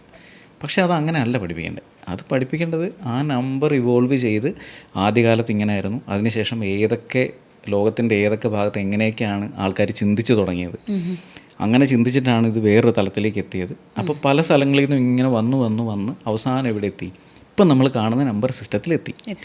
ഒരു കുട്ടി ഇതറിയുമ്പോഴല്ലേ ഇനി എന്തെന്ന് ആലോചിക്കുള്ളൂ. കറക്റ്റ്, ശരിയല്ലേ? ഈ ഇവല്യൂഷൻ ഇയാൾ അറിയണം. അപ്പോൾ അയാൾക്കൊരു തോട്ട് പ്രോസസ് വരും. ഇനി ഇതിനെ എങ്ങനെ നമുക്ക് വെറുതെ എങ്കിലും ഒന്ന് ആലോചിച്ച് കഴിഞ്ഞാൽ വേറൊരു ഇതിലേക്ക് കൊണ്ടുപോകാൻ പറ്റുമോ, ഇതിലും ഭംഗിയുള്ള ഒരു റെപ്രസെൻറ്റേഷൻ കൊടുക്കാൻ പറ്റുമെന്ന് ആലോചിക്കാൻ പറ്റുള്ളൂ. അപ്പോൾ ഇതാണ് ശരിക്കും നമ്മുടെ ബേസിക്സ് അല്ലെങ്കിൽ ലോജിക്കൽ ബിൽഡിംഗ്, നമ്മുടെ തോട്ട് പ്രോസസ്സ്, മാത്തമാറ്റിക്കൽ തിങ്കിങ് എന്ന് പറയുന്നൊരു സാധനം ഇതാണ്. അപ്പോൾ ഇത് കൊടുക്കാൻ പറ്റുന്ന ടീച്ചേഴ്സിൻ്റെ ക്ലാസ്സുകളാണെങ്കിൽ കുട്ടികളെല്ലാം മാത്സ് പഠിക്കും. അപ്പോൾ മൊത്തത്തിൽ നമുക്കതിങ്ങനെ കാണാൻ പറ്റില്ല എന്നുള്ളതാണ് ഒരു യാഥാർത്ഥ്യം. അപ്പോൾ ടീച്ചേഴ്സ് ട്രെയിൻഡ് ആവണ്ടേ? തീർച്ചയായിട്ടും നന്നായിട്ട് ടീച്ചേഴ്സ് ട്രെയിൻഡ് ആവണം. അപ്പോൾ ഞാൻ പറഞ്ഞാൽ എനിക്ക് മാർക്ക് കിട്ടി, നല്ല മാർക്ക് ഞാൻ സ്കോർ ചെയ്തു, എനിക്ക് നല്ല ആയിട്ട് സബ്ജക്റ്റ് അറിയാം എന്നതുകൊണ്ട് ഒരു ക്ലാസ്സിലെ കുട്ടികളോട് എനിക്ക് മാത്സ് സംസാരിക്കാൻ അറിയണമെന്നില്ല. അത് നമ്മൾ ആ ഒരു സമൂഹത്തോട് ചെയ്യുന്ന വലിയൊരു തെറ്റാണ്. കാരണം അയാളെ ശരിക്കും കൊണ്ടുപോകേണ്ട വഴിയിൽ കൂടി തന്നെ നമ്മൾ കൊണ്ടുപോകണം. ഇപ്പോൾ ശരിക്കും ടീച്ചേഴ്സാണല്ലോ ഒരു ജനറേഷൻ അല്ലേ, ബിൽഡ് ചെയ്യുന്നത് ടീച്ചേഴ്സാണ്. അവർക്ക് അത്രയും നല്ല കാഴ്ചപ്പാടുകൾ വേണം. അവർ ഒരു നോർമൽ ഇതിനപ്പുറത്തേക്ക് മാർക്ക് കിട്ടുക എന്ന അപ്പുറത്തേക്ക് ഇതിൻ്റെ ഒരു എന്താ പറയുക, ഇതിൻ്റെ വിശാലമായ ഒരു കാഴ്ചപ്പാട് കുട്ടികളിലേക്ക് എത്തിക്കാൻ പറ്റണം. അപ്പോൾ ഇതൊക്കെ നമ്മൾ ഇന്ന് ഫേസ് ചെയ്യുന്ന വലിയ പ്രശ്നങ്ങളാണ്. അപ്പോൾ ഇതൊക്കെ നമ്മൾ അഡ്രസ്സ് ചെയ്യാന്നുള്ളതാണ്. അതുകൊണ്ട് തന്നെ നമ്മൾ മാത്ത് ടാബും അല്ലെങ്കിൽ ഇപ്പം ഞങ്ങൾക്ക് തന്നെ നമ്മുടെ മാത്ത് ടാബ് എന്ന് പറയുന്ന പ്രോഡക്റ്റ് പോലെ തന്നെ ഡിജിറ്റൽ മാത്ത് ലാബ് എന്ന് പറഞ്ഞൊരു പ്രോഡക്റ്റ് ഉണ്ട് നമ്മൾ സ്കൂളുകളിലേക്ക് കൊടുക്കുന്ന. അപ്പോൾ ഈവൻ ഞങ്ങളതിനകത്ത് ചെയ്തു വെച്ചിരിക്കുന്ന കാര്യം ഇതാണ്. ഈവൻ മാത്ത് ടാബിലും നമ്മൾ പറഞ്ഞു വെച്ചിരിക്കുന്നതാണ്, ഒരു ബേസിക് സാധനമാണ്. This is going to be a reference for all teachers and all students. At least minimum നിങ്ങൾ ഇങ്ങനെയെങ്കിലും മാത്സ് പഠിക്കണം എന്ന് നമ്മൾ ഈ ലോകത്തോട് പറയുകയാണ്. അപ്പോൾ അതിനുള്ള ഒരു പ്രൊഡക്റ്റാണ് മാത്ത് ടാബ് എന്ന് പറയുന്നത്. ഓക്കെ, സോ ടീച്ചേഴ്സിനും കുട്ടികൾക്കും ആക്സസ് ചെയ്യാൻ പറ്റുന്ന അല്ലെങ്കിൽ അവർക്ക് സൊല്യൂഷൻസ് കൊടുക്കാൻ പറ്റുന്നൊരു പ്ലാറ്റ്ഫോം നമ്മുടെ കയ്യിലുണ്ട്. തീർച്ചയായിട്ടും. ഓക്കെ, സോ ഇനി ഇപ്പോൾ ഈ മാത്ത് ടാബിൽ ഓൾറെഡി ഞാൻ ചോദിച്ചു, ഈ മാത്ത് ടാബിൽ പഠിപ്പിച്ച് അങ്ങനെ ടീച്ചേഴ്സ് ഓൾറെഡി വന്നിട്ടുണ്ടാവുമല്ലോ, അവർക്ക് ഇതുകൊണ്ട് എന്തെങ്കിലും ചേഞ്ചസ് ഉണ്ടായതായിട്ട് നമ്മുടെ അടുത്ത് ആരെങ്കിലും പറയുവാണെങ്കിൽ ഫീഡ്ബാക്ക് കിട്ടുവാണെങ്കിൽ എന്തെങ്കിലും ചെയ്തിട്ടുണ്ടോ? ശരിക്കും മാത്ത് ടാബ് എന്ന് പറയുന്നത് നമ്മൾ കുട്ടികൾക്ക് മാത്രമായിട്ട് കൊടുക്കുന്ന ഒരു പ്രൊഡക്റ്റാണ്. അപ്പോൾ അത് കുട്ടികൾക്ക് വേണ്ടിയിട്ട് കസ്റ്റമൈസ് ചെയ്തിട്ടുള്ളതാണ്. ഓക്കെ, ഇപ്പോൾ സെൽഫ് ലേണിംഗ് എന്ന് ഞാൻ പറഞ്ഞല്ലോ. അപ്പോൾ കുട്ടികൾ ചെയ്യുമ്പോൾ അവർക്ക് ഒത്തിരി സംശയങ്ങൾ വരും, അത് അവർക്ക് തന്നെ നോക്കി കറക്റ്റ് ചെയ്യാൻ പറ്റണം. പക്ഷേ ടീച്ചേഴ്സിൻ്റെ ഒരു പെർസ്പെക്റ്റീവിൽ അങ്ങനെ ആയിക്കൊള്ളണമെന്നില്ല. ടീച്ചേഴ്സ് ഇതിനെല്ലാം ഇപ്പോൾ ഒരു കുട്ടിയെ കാണിച്ചു കൊടുക്കുമ്പോൾ അവർ കുട്ടികളെ കൊണ്ട് തിങ്ക് ചെയ്യിപ്പിക്കാൻ വേണ്ടി പറയണമല്ലോ. അതെ. അപ്പോൾ അതിനുവേണ്ടി ടീച്ചേഴ്സിന് വേണ്ടിയിട്ടുള്ള ഡിജിറ്റൽ മാത്തിൽ വേറെ ഒരു രീതിയിലാണ് നമ്മൾ ചെയ്തിട്ടുള്ളത്. ഓക്കെ, അത് യൂസ് ചെയ്ത് ടീച്ചേഴ്സിൻ്റെ ഫീഡ്ബാക്ക് കിട്ടിയിട്ടുണ്ടോ എന്ന്? തീർച്ചയായിട്ടും. നമ്മൾ കുറച്ച് സ്കൂളുകളിൽ നമ്മുടെ ഈ പ്രൊഡക്റ്റ് കൊടുത്തിട്ടുണ്ട്. അപ്പോൾ അവിടുന്ന് നമുക്ക് കിട്ടിയെന്ന് വെച്ചാൽ ആസ് ഇറ്റ് ഇതുപോലുള്ളൊരു പ്രൊഡക്റ്റ് നിലവിലില്ല. ഇപ്പോൾ ഡിജിറ്റൽ മാത്ത് ലാബ് എന്ന് പറഞ്ഞൊരു പ്രൊഡക്റ്റ് നിലവിൽ മാർക്കറ്റിൽ അതേ രീതിയിൽ എല്ലാ കോൺസെപ്റ്റുകളെയും ഇങ്ങനെ വിഷ്വലൈസ് ചെയ്തിട്ട് കുട്ടികളെ ഇൻട്രാക്ട് ചെയ്യിപ്പിച്ചിട്ട് അവരുടെ ഒരു ലോജിക്ക് ബിൽഡ് ചെയ്തിട്ട് ചെയ്യാൻ പറ്റുന്നൊരു പ്രോഡക്റ്റ് നിലവിൽ മാർക്കറ്റിലില്ല. ഈ പ്രൊഡക്റ്റ് വെച്ചിട്ടാണ് നമ്മുടെ മാത്ത് ടാബ് എന്ന് പറഞ്ഞ കുട്ടികൾക്ക് വേണ്ടി നമ്മുടെ റെഫറൻസിൽ നമ്മൾ ചെയ്തു വെച്ചിട്ടുള്ളത്. അതുകൊണ്ട് തന്നെ അതിൻ്റെ ക്വാളിറ്റിയിൽ ഈവൻ ടീച്ചേഴ്സിൻ്റെ ഭാഗത്തുനിന്നും കുട്ടികളുടെ ഭാഗത്തുനിന്നെല്ലാം നമുക്ക് വളരെ നല്ല റെസ്പോൺസാണ് കിട്ടിക്കൊണ്ടിരിക്കുന്നത്.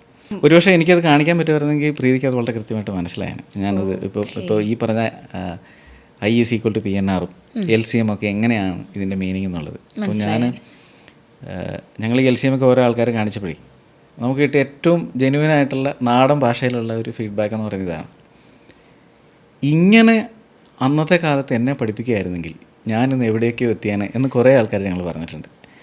അതാണ് ഒരു സന്തോഷം തോന്നിയ ഒരു ഫീഡ്ബാക്ക് എന്ന് പറയുന്നത് ഇതാണ്. അത് ടീച്ചേഴ്സും കുട്ടികളും പേരൻസും ഒക്കെ നമ്മൾ പറഞ്ഞിട്ടുണ്ട്. ഇപ്പോൾ സാറ് പറയുന്നത് കേട്ടപ്പോൾ തന്നെ എനിക്ക് തോന്നിയൊരു കാര്യമാണ്, ഒരു പക്ഷേ ഇങ്ങനെ മാത്സ് പഠിപ്പിച്ചിരുന്നെങ്കിൽ സാറിനോട് ഞാനിപ്പോൾ പറയില്ലായിരുന്നു മാത്സ് എനിക്ക് ഭയങ്കര ടഫായിരുന്നു എന്ന്, ഒരു പക്ഷേ ഞാനും പറയില്ലായിരുന്നിരിക്കാം. ഓക്കെ സാർ, ഞാൻ ഇനിയൊരു ചോദ്യം ചോദിക്കട്ടെ. ഇപ്പം ഞാനൊരു ടീച്ചറാണെന്ന് കരുതുക. അപ്പം ഞാനൊരു സ്കൂളിൽ പഠിപ്പിക്കുകയാണ്. ഇപ്പം നമ്മൾ സ്കൂളുകളിലേക്ക് ഈ മാത്ത് ലാബിലെ പ്രൊഡക്റ്റ് ഡിജിറ്റൽ മാത്ത് ലാബ് കൊടുത്തു എന്ന് പറഞ്ഞല്ലോ. അപ്പോൾ അവിടെയാണ് ടീച്ചേഴ്സിന് ആക്സസ് കിട്ടിയേക്കുന്നത്. അതുപോലെ ഒരു ഇൻഡിവിജ്വൽ ആയിട്ടുള്ള ടീച്ചേഴ്സിന് ആർക്കെങ്കിലും അത് ആക്സസ് ചെയ്യണമെന്നുണ്ടെങ്കിൽ, ഇപ്പോൾ ഒരു പക്ഷേ സാറിന് ഇൻ്റർവ്യൂ വരുമ്പോഴായിരിക്കും ഒരുപാട് ടീച്ചേഴ്സ് ഇത് അറിയുന്നുണ്ടാവുക, അവർക്ക് ഇങ്ങനെ പ്രൊഡക്റ്റ് അവൈലബിൾ ആണോ എന്നുള്ളത്. അല്ലേ, എനിക്ക് അത് ആക്സസ് ചെയ്യാൻ പറ്റുമോ? ലൈക്ക് ഇൻഡിവിജ്വലി വന്നിട്ട് അങ്ങനെ എന്തെങ്കിലും ഒരു മെമ്പർഷിപ്പോ മറ്റോ പർച്ചേസ് ചെയ്യാനോ അത് ആക്സസ് ചെയ്യാനോ പറ്റുമോ? നിലവിൽ നമ്മളത് ബിൽഡ് ചെയ്തിട്ടുള്ളത് സ്കൂളുകൾക്ക് വേണ്ടിയിട്ട് മാത്രമാണ്. ഡിജിറ്റൽ മാത്രമേ ഓൺലി CBSE സ്കൂളുകൾക്ക് മാത്രമേ നമ്മൾ കൊടുക്കൂ. അങ്ങനെയാണ് അത് സെറ്റ് ചെയ്ത് വെച്ചിട്ടുള്ളത്. ഓക്കെ, അപ്പോൾ സ്കൂളുകൾക്കേ അത് കൊടുക്കുള്ളൂ.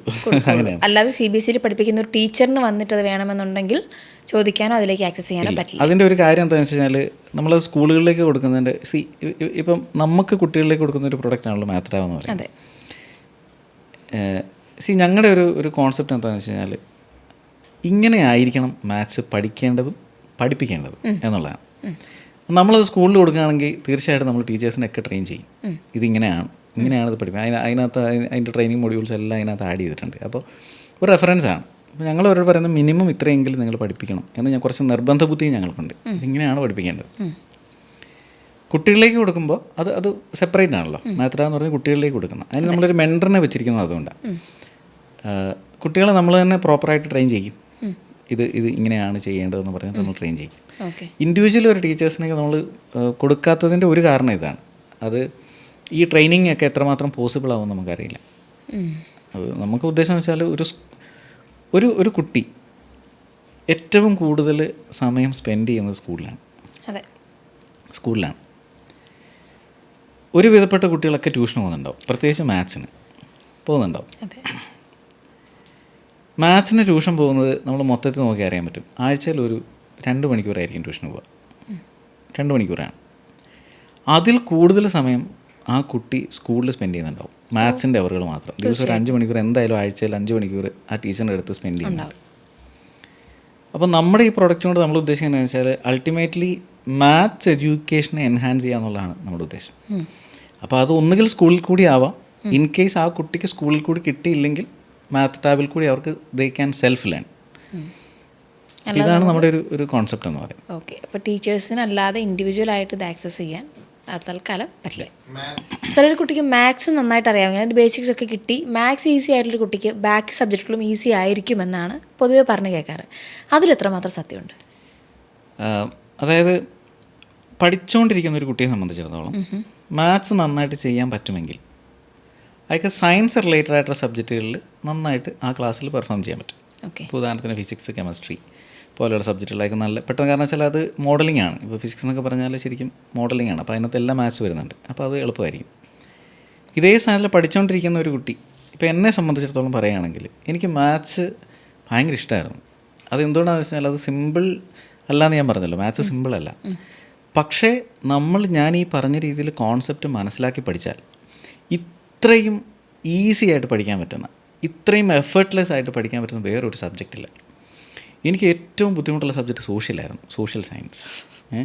അറിയാലോ, വലിയ പാരഗ്രാഫും വലിയ സംഭവങ്ങൾ നമ്മൾ എഴുതണം. മാത്സ് ഞാൻ പഠിച്ചുകൊണ്ട് എനിക്ക് സോഷ്യൽ സയൻസ് എളുപ്പമാണോ എന്ന് ചോദിച്ചാൽ അല്ല.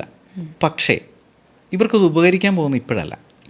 ഇത് കുറേ കാലം കഴിഞ്ഞിട്ട് ഇവർ ഏതെങ്കിലും ഒരു കരിയറിലേക്ക് എൻ്റർ ചെയ്യുന്ന സമയത്താണ് ഒരു 10ാം ക്ലാസ് വരെയുള്ള മാത്സ് പഠിച്ചുകൊണ്ടുള്ള ഗുണം അവർക്ക് പിന്നീടാണ് മനസ്സിലാവുക. ഇപ്പം ഞാനീ പറഞ്ഞ പോലെ ഇൻട്രസ്റ്റിൻ്റെ കാര്യം തന്നെ പറയുകയാണെങ്കിൽ, അല്ലേ, അന്ന് നമ്മൾ ഇൻട്രസ്റ്റ് പഠിച്ചിട്ടുണ്ട്, പക്ഷേ നമ്മളത് ഇപ്പോൾ യൂസ് ചെയ്യുന്നുണ്ട്. അന്ന് നമുക്കത് ഭയങ്കര ബുദ്ധിമുട്ടായിരുന്നു എന്ന് പറഞ്ഞ പോലെയാണ് 10ാം ക്ലാസ് വരെയുള്ള മാത്തമാറ്റിക്സ് ശരിക്കും ഡിസൈൻ ചെയ്തിട്ടുള്ളത്. അപ്പോൾ അതിലൊരു മിനിമം ഒരു നോളജ് എല്ലാ കുട്ടികൾക്കും ഉണ്ടാവണം എന്നുള്ളത് നിർബന്ധമാണ്. അപ്പോൾ ബാക്കി എല്ലാ സബ്ജക്റ്റും അവർക്ക് ഉപകാരപ്പെടുമെന്ന് ചോദിച്ചാൽ ഇപ്പം ഞാൻ പറഞ്ഞല്ലോ, സോഷ്യൽ സയൻസ് അയാളൊരു അഡ്വാൻസ് ലെവലിൽ ഹിസ്റ്ററിയോ ഇതൊക്കെ പഠിച്ചിട്ട് നല്ല രീതിയിൽ ഒരു ഹിസ്റ്റോറിയൻ ആകാൻ പോകുന്ന ഒരാളാണെങ്കിൽ തീർച്ചയായിട്ടും അയാൾക്ക് മാത്തമാറ്റിക്സ് വേണ്ടി വരും. അത് ചില ഡേറ്റ പ്രോസസ്സ് ചെയ്യാൻ വേണ്ടിയിട്ടായിരിക്കാം, അല്ലെങ്കിൽ ഇപ്പോൾ എന്തെങ്കിലും ഒരു സാധനത്തിൻ്റെ പഴക്കം നിർണ്ണയിക്കുന്നതുമായിട്ട് ബന്ധപ്പെട്ടുള്ള റിസർച്ച് നടത്തുന്നതിനായിരിക്കാം. തീർച്ചയായിട്ടും വേണ്ടി വരും. അല്ലെങ്കിൽ അയാൾക്ക് റിസർച്ച് ആർട്ടിക്കിൾ എഴുതുന്നതിന് പോലും, ഇന്നത്തെ കാലത്തെ റിലവൻ്റ് ആയിട്ടുള്ള റിസർച്ച് ആർട്ടിക്കിൾ എഴുതുന്നതിന് പോലും അയാൾക്ക് മാത്തമാറ്റിക്സ് വേണ്ടി വരും. സർ, നമ്മുടെ നാട്ടിലിപ്പോൾ ഒരുപാട് ഓൺലൈൻ പ്ലാറ്റ്ഫോംസും ട്യൂഷൻ സെൻറ്ററുകളും ഉണ്ട്. അത് ഭയങ്കര വിപുലമായിക്കൊണ്ടിരിക്കുകയാണ്. അതിൽ നിന്നും മാത്ത് ടാബ് എങ്ങനെയാണ് വ്യത്യസ്തമാകുന്നത്? അതായത് നിലവിൽ ഇപ്പോൾ ഇന്ത്യൻ മാർക്കറ്റ് നമ്മൾ എടുത്തു കഴിഞ്ഞാൽ എഡ്യൂടെക് ഇൻഡസ്ട്രീസ് ഇഷ്ടം പോലെയുണ്ട്. ഈ എഡ്യൂടെക്കിനെല്ലാം 2 പർപ്പസാണ് ഉള്ളത്. ഒന്നുകിൽ IIT JEEയുടെ ട്രെയിനിങ് ആയിരിക്കും. അതൊരു 6ാം ക്ലാസ് മുതൽ ഫൗണ്ടേഷൻ എന്നൊക്കെ പറഞ്ഞിട്ട് തുടങ്ങിയിട്ടുണ്ടാവും. മേജറായിട്ടുള്ള എല്ലാ എഡ്ടെക് പ്ലാറ്റ്ഫോംസും ഇതാണ്. രണ്ടാമത്തേന്ന് പറയുന്നത് നോർമൽ ട്യൂഷൻ, അത് 1-to-1 ട്യൂഷൻസ് കൊടുക്കുന്ന പ്ലാറ്റ്ഫോംസ് ആയിരിക്കും. ബേസിക്കലി ഇത് രണ്ടും അല്ല മാത്ത് ടാബ്. മാത്ത് ടാബ് എന്ന് പറയുന്നത് മാത്സ് എക്സാക്ട്ലി ചെയ്ത് പഠിക്കേണ്ട ഒരു ടെക്നോളജി യൂസ് ചെയ്തിട്ടുള്ള ഒരു പ്ലാറ്റ്ഫോമാണ്. ഇങ്ങനെയുള്ള ഒരു പ്ലാറ്റ്ഫോം ഇന്ത്യൻ മാർക്കറ്റിൽ നിലവിലില്ല. പക്ഷേ ഇൻ്റർനാഷണൽ മാർക്കറ്റുകളിൽ ഇങ്ങനെയുള്ള കുറേ പ്രൊഡക്റ്റുകൾ അവൈലബിൾ ആണ്. അപ്പോൾ ഞങ്ങളുടെ റെഫറൻസും അതാണ്. അപ്പോൾ അതുകൊണ്ടാണ് നമ്മൾ അങ്ങനെ ചെയ്തു വെച്ചിട്ടുള്ളത്. അതാണ് മാത്ത് ടാബിന് മാത്തമാറ്റിക്സിൻ്റെ മാത്രം ഒരു ഏറ്റവും റീസെൻ്റ് ആയിട്ടുള്ള ടെക്നോളജി ഇൻ്റഗ്രേറ്റ് ചെയ്തിട്ടുള്ള ഒരു എഡ്ടെക് പ്ലാറ്റ്ഫോമായിട്ട് മാറുന്നത് അതുകൊണ്ടാണ്. ഓക്കെ സാർ, ഇപ്പോൾ നമ്മൾ ബേസിക്കായിട്ട് ഇപ്പം കൂടുതൽ ഫോക്കസ് ചെയ്തിരിക്കുന്നത് CBSEയിലേക്കാണ്. അവരുടെ കരിക്കുലം അനുസരിച്ചാണ് ഡിസൈൻ ചെയ്തിരിക്കുന്നത്.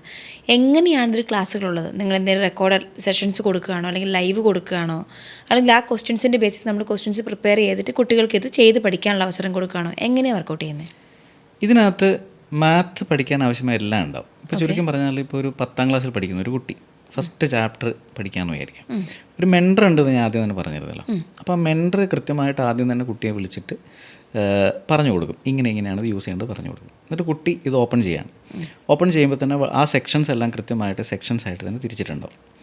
ഓരോ സെക്ഷനിലെയും കോൺസെപ്റ്റുകൾ വിഷ്വൽസിൽ കൂടി ഡെമോൺസ്ട്രേറ്റ് ചെയ്യുന്ന വീഡിയോ ഉണ്ടാവും. അപ്പോൾ അത് കാണുമ്പോൾ തന്നെ കുട്ടിക്ക് മനസ്സിലാവും ഇതാണ് ഈ സബ്ജക്റ്റ് എന്നുള്ളത്. അതിനുശേഷം ഇതേ കോൺസെപ്റ്റ് കുട്ടികൾക്ക് ഇൻട്രാക്റ്റീവായിട്ട് ചെയ്ത് നോക്കാൻ പറ്റും.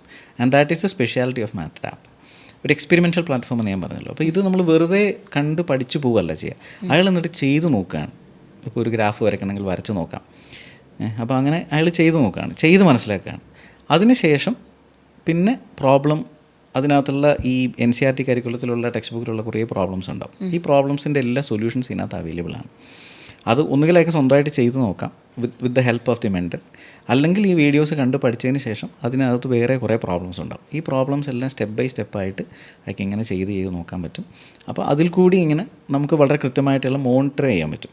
ഇയാൾ പഠിക്കുന്നുണ്ടോ, അതിന് ശേഷം എക്സാമുകളും സെക്ഷൻ വൈസ് എക്സാമുകളും ചാപ്റ്റർ വൈസ് എക്സാമുകളും ഒക്കെ ഉണ്ട്. അപ്പോൾ അത് ബാക്കിയൊക്കെ എല്ലാ എഡ്ടെക് പ്ലാറ്റ്ഫോമിലും ഉള്ളതാണ്. പക്ഷേ ബേസിക്കലി ഞാനീ പറഞ്ഞ ആദ്യത്തെ 2-3 സാധനങ്ങളാണ് ഇതിൻ്റെ ഹൈലൈറ്റ് എന്ന് പറയുന്നത്. A mentor, visual learning and interactive. അതായത് ഇത് എക്സ്പെരിമെൻ്ററി കോൺസെപ്റ്റുകൾ സെൽഫ് ലേൺ ചെയ്യാൻ. ഇങ്ങനെയാണ് ഈ പ്രോഗ്രാം വർക്കൗട്ട് ചെയ്യുക. ഇപ്പം സ്കൂളുകളിൽ നിന്ന് കുട്ടികൾക്ക് ഹോംവർക്കുകൾ കൊടുത്തു വിടുന്നുണ്ടാവുമല്ലോ സ്വാഭാവികമായിട്ടും. ഇപ്പം ഈ ഒരു സബ്സ്ക്രിപ്ഷൻ എടുത്തിട്ടുള്ള ഒരു കുട്ടിക്ക് അവർക്ക് കിട്ടിയ ഹോംവർക്കിനുള്ള സൊല്യൂഷൻ ഈ മാറ്റാബ് ത്രൂ കണ്ടെത്താൻ പറ്റുമോ? ഈ പൊതുവേ നമ്മൾ ട്യൂഷൻ കാണാറുണ്ടല്ലോ. അതെ. ഇപ്പോൾ ട്യൂഷനുകളൊക്കെ പൊതുവേ നടക്കുന്ന ട്യൂഷനുകളൊക്കെ സംഭവിക്കുന്നത് എന്താണെന്ന് വെച്ച് കഴിഞ്ഞാൽ, കുട്ടികൾ സ്കൂളിൽ പഠിക്കുന്ന സാധനം അവർക്ക് മനസ്സിലാകാത്ത ഭാഗങ്ങൾ ഇവിടെ വന്നിട്ട് ചെയ്യുകയോ അല്ലെങ്കിൽ സ്കൂളിൽ നിന്ന് കൊടുത്ത ഹോംവർക്കുകൾ ക്ലാസ്സിലിരുന്ന് ചെയ്യുകയോ ചെയ്യുന്നതാണ് ഒരു നോർമൽ, സാധാരണ നമ്മുടെ വീടിനടുത്തൊക്കെ കുട്ടികൾ പോകുന്ന ഒരു ട്യൂഷന് നമ്മളതാണ് സാധാരണ കാണാറുള്ളത്. മാത്ത് ടാബിൽ ഹോംവർക്കുമായിട്ട് വന്നു കഴിഞ്ഞാൽ ചെയ്യാൻ പറ്റില്ല എന്ന് വെച്ച് കഴിഞ്ഞാൽ ഡയറക്റ്റ് വന്നിട്ട് ഒരാളിരുന്ന് ചെയ്തു കൊടുക്കില്ല. പക്ഷേ ആ ഹോംവർക്ക് ചോദിച്ചിട്ടുള്ള ചോദ്യം എന്താണോ ആ ചോദ്യത്തിനനുസരിച്ചിട്ട് ഇതിനകത്ത് കയറിയിട്ട്, ഞാനൊരു പറഞ്ഞല്ലോ ഇതിനകത്തൊരു എക്സ്പെരിമെൻ്റൽ പ്ലാറ്റ്ഫോം ഓരോ ടോപ്പിക്കിനും അനുസരിച്ചുണ്ടെന്നത്, അതിനകത്ത് വെച്ചിട്ട് ഇയാൾക്ക് ചെയ്ത് നോക്കാം ഇതെങ്ങനെയാണ് വരുന്നത്. അപ്പോൾ അയാൾ തന്നെ ലേൺ ചെയ്യാണ്. ഒരു സാധനം വരയ്ക്കാനുണ്ടെങ്കിൽ അത് വരച്ച് നോക്കി അത് മനസ്സിലാക്കി അതിൻ്റെ ആൻസറിലേക്ക് അയക്കുന്നതിന് എത്താൻ പറ്റും. പിന്നെ വേണമെങ്കിൽ മാത്രം ഒരു മെൻറ്ററിൻ്റെ ഹെൽപ്പ് വേണമെങ്കിൽ എടുക്കാം, കാരണം എപ്പോഴും അവൈലബിൾ ആയിരിക്കും. അപ്പം ഞാൻ സ്റ്റേറ്റ് സിലബസിൽ പഠിച്ചു വന്ന ഒരാളാണ്. അപ്പം ഞങ്ങൾ പഠിച്ചു വരുമ്പോൾ ഞങ്ങൾക്ക് കുറേ ഗൈഡുകളൊക്കെ അവൈലബിൾ ആയിരുന്നു. അപ്പോൾ ഞങ്ങളതൊക്കെ ഈ പറഞ്ഞ പോലെ ഞങ്ങളുടെ ഹോംവർക്കുകളൊക്കെ ഈസി ആക്കാൻ വേണ്ടി യൂസ് ചെയ്തിട്ടുണ്ടായിരുന്നു. അപ്പം ഇവിടെ നമ്മൾ ചെയ്യുന്നത്, എനിക്ക് മനസ്സിലായ കാര്യം ഞാൻ പറഞ്ഞത്, ഒരു കുട്ടിക്ക് ഇപ്പം എനിക്കൊരു ഹോംവർക്ക് കിട്ടി വന്നാൽ ഈ മാത്ത് ടാബിലൂടെ അത് എക്സ്പെരിമെൻറ്റ് ചെയ്ത് എനിക്ക് വരുന്ന മിസ്റ്റേക്സിനെ കറക്റ്റ് ചെയ്യാൻ പറ്റും. റൈറ്റ്? എക്സാക്ട്ലി. അപ്പോൾ അതിലെനിക്ക് എന്തെങ്കിലും സോൾവ് ചെയ്യാൻ പറ്റാത്ത ഡൗട്ടാണെന്നുണ്ടെങ്കിൽ എനിക്ക് മെൻറ്ററുടെ ഹെൽപ്പോട് കൂടിയിട്ട് ഇത് സോൾവ് ചെയ്യാം. അല്ലാതെ റെഡിമെയ്ഡ് ആയിട്ടുള്ള ആൻസേഴ്സ് എനിക്ക് അവിടെ അവൈലബിൾ അല്ല. ഓക്കെ. അതിനൊരു കാരണം കൂടിയുണ്ട്. അതായത് ഇപ്പോൾ സ്കൂളുകളിൽ ശരിക്കും ഒരു കുട്ടി മാത്സ് പഠിച്ചോ നമ്മൾ എങ്ങനെയാണ് ടെസ്റ്റ് ചെയ്യാം? തീർച്ചയായിട്ടും അയാളൊരു എക്സാം എഴുതുമ്പോഴാണ്, അല്ലെങ്കിൽ അയാളൊരു പ്രോബ്ലം ചെയ്യുമ്പോഴാണ്. ചെയ്ത് കഴിയുമ്പോൾ നമ്മൾ ആൻസർ നോക്കും. ആൻസർ നോക്കിയിട്ട് ഈ സ്റ്റെപ്പുകൾ കറക്റ്റാണോ, ചെയ്തിട്ടുള്ള എല്ലാ പ്രോബ്ലത്തിൻ്റെയും സൊല്യൂഷനിലേക്ക് വരിക എന്ന് പറഞ്ഞാൽ ഒരു ലോജിക്ക് ഉണ്ടാവും. ആ ലോജിക്കിനെ ബിൽഡ് ചെയ്ത് വരിക ചെയ്യുക. ആ ലോജിക്കൊക്കെ ഉണ്ടെങ്കിൽ അയാളുടെ ആ സ്റ്റെപ്പുകൾ അത് കാണാൻ പറ്റും. അത് അവിടെ ഇല്ലെങ്കിൽ അത് കറക്റ്റ് ചെയ്താൽ തന്നെ അയാൾ പഠിച്ചു എന്ന് അതിനർത്ഥം. ശരിക്കും പറഞ്ഞാൽ നമ്മളൊരു എക്സ്പേർട്ട് മാത്ത് മെൻറ്ററിനെ വെച്ചിരിക്കുന്ന പർപ്പസ് അതാണ്. കുട്ടികൾ എഴുതുന്ന പ്രോബ്ലത്തിനെ വളരെ കൃത്യമായിട്ട് കറക്റ്റ് ചെയ്ത് കൊടുക്കാൻ പറ്റണം. അതൊരു വലിയ ഇമ്പാക്റ്റ് ഉണ്ടാക്കും. കാരണം ഒരു തെറ്റാണെന്ന് അയാൾ മനസ്സിലാക്കിയാൽ അടുത്തൊരു ക്വസ്റ്റ്യൻ കിട്ടുമ്പോൾ അയാൾ ഒരിക്കലും അത് റിപ്പീറ്റ് ചെയ്യില്ല. ഈ ഒരു കറക്ഷൻ പ്രോസസ്സ് മിക്കവാറും ഓൺലൈൻ ട്രെയിനിങ് സ്ഥലത്തൊക്കെ മിസ്സിംഗ് ആണ്. ഡയറക്റ്റ് ഒരു മെൻറ്ററിൻ്റെ ഹെൽപ്പ് ഇല്ലെങ്കിൽ, ഈവൻ അത്രമാത്രം ടെക്നോളജിയും ഇപ്പോൾ അപ്ഗ്രേഡായിട്ട് വരുന്നുണ്ട്, പക്ഷെ അത്ര ആയിട്ടില്ല. അപ്പോൾ അതൊരു വലിയ ഒരു ഇപ്പോൾ മാത്സ് ബുദ്ധിമുട്ടാവുന്നതിൻ്റെ നമ്മൾ പറഞ്ഞല്ലോ, ഒരു പ്രധാനപ്പെട്ട റീസൺ ഇതാണ്. ഈ കറക്ഷൻ ഇല്ലാത്തതാണ്. കുട്ടികൾ ചെയ്യുന്നത് വളരെ കൃത്യമായിട്ട് കറക്റ്റ് ചെയ്ത് കൊടുക്കണം. അത് ശരിയാണോ, എവിടെയാണ് മിസ്റ്റേക്ക് പറ്റിയത്, അല്ലേ? തെറ്റ് ചൂണ്ടിക്കാട്ടുമ്പോൾ പിന്നെ അത് ആവർത്തിക്കാതിരിക്കാൻ വേണ്ടി ശ്രമിക്കും. അല്ലെങ്കിൽ ആ തെറ്റുകൾ ഇങ്ങനെ വീണ്ടും ചെയ്തുകൊണ്ട് കാരണം എവിടെ തെറ്റിയെന്ന് മനസ്സിലായാലേ അതിനെ കറക്റ്റ് ചെയ്യാനും. സർ, നമ്മളിപ്പോൾ പറഞ്ഞു ഒരു പ്രോബ്ലം കിട്ടിക്കഴിഞ്ഞാൽ അതിൻ്റെ സൊല്യൂഷനിലേക്ക് ആൻസറിലേക്ക് നമ്മൾ എത്തുന്നത് ലോജിക് ത്രൂ ആയിരിക്കും.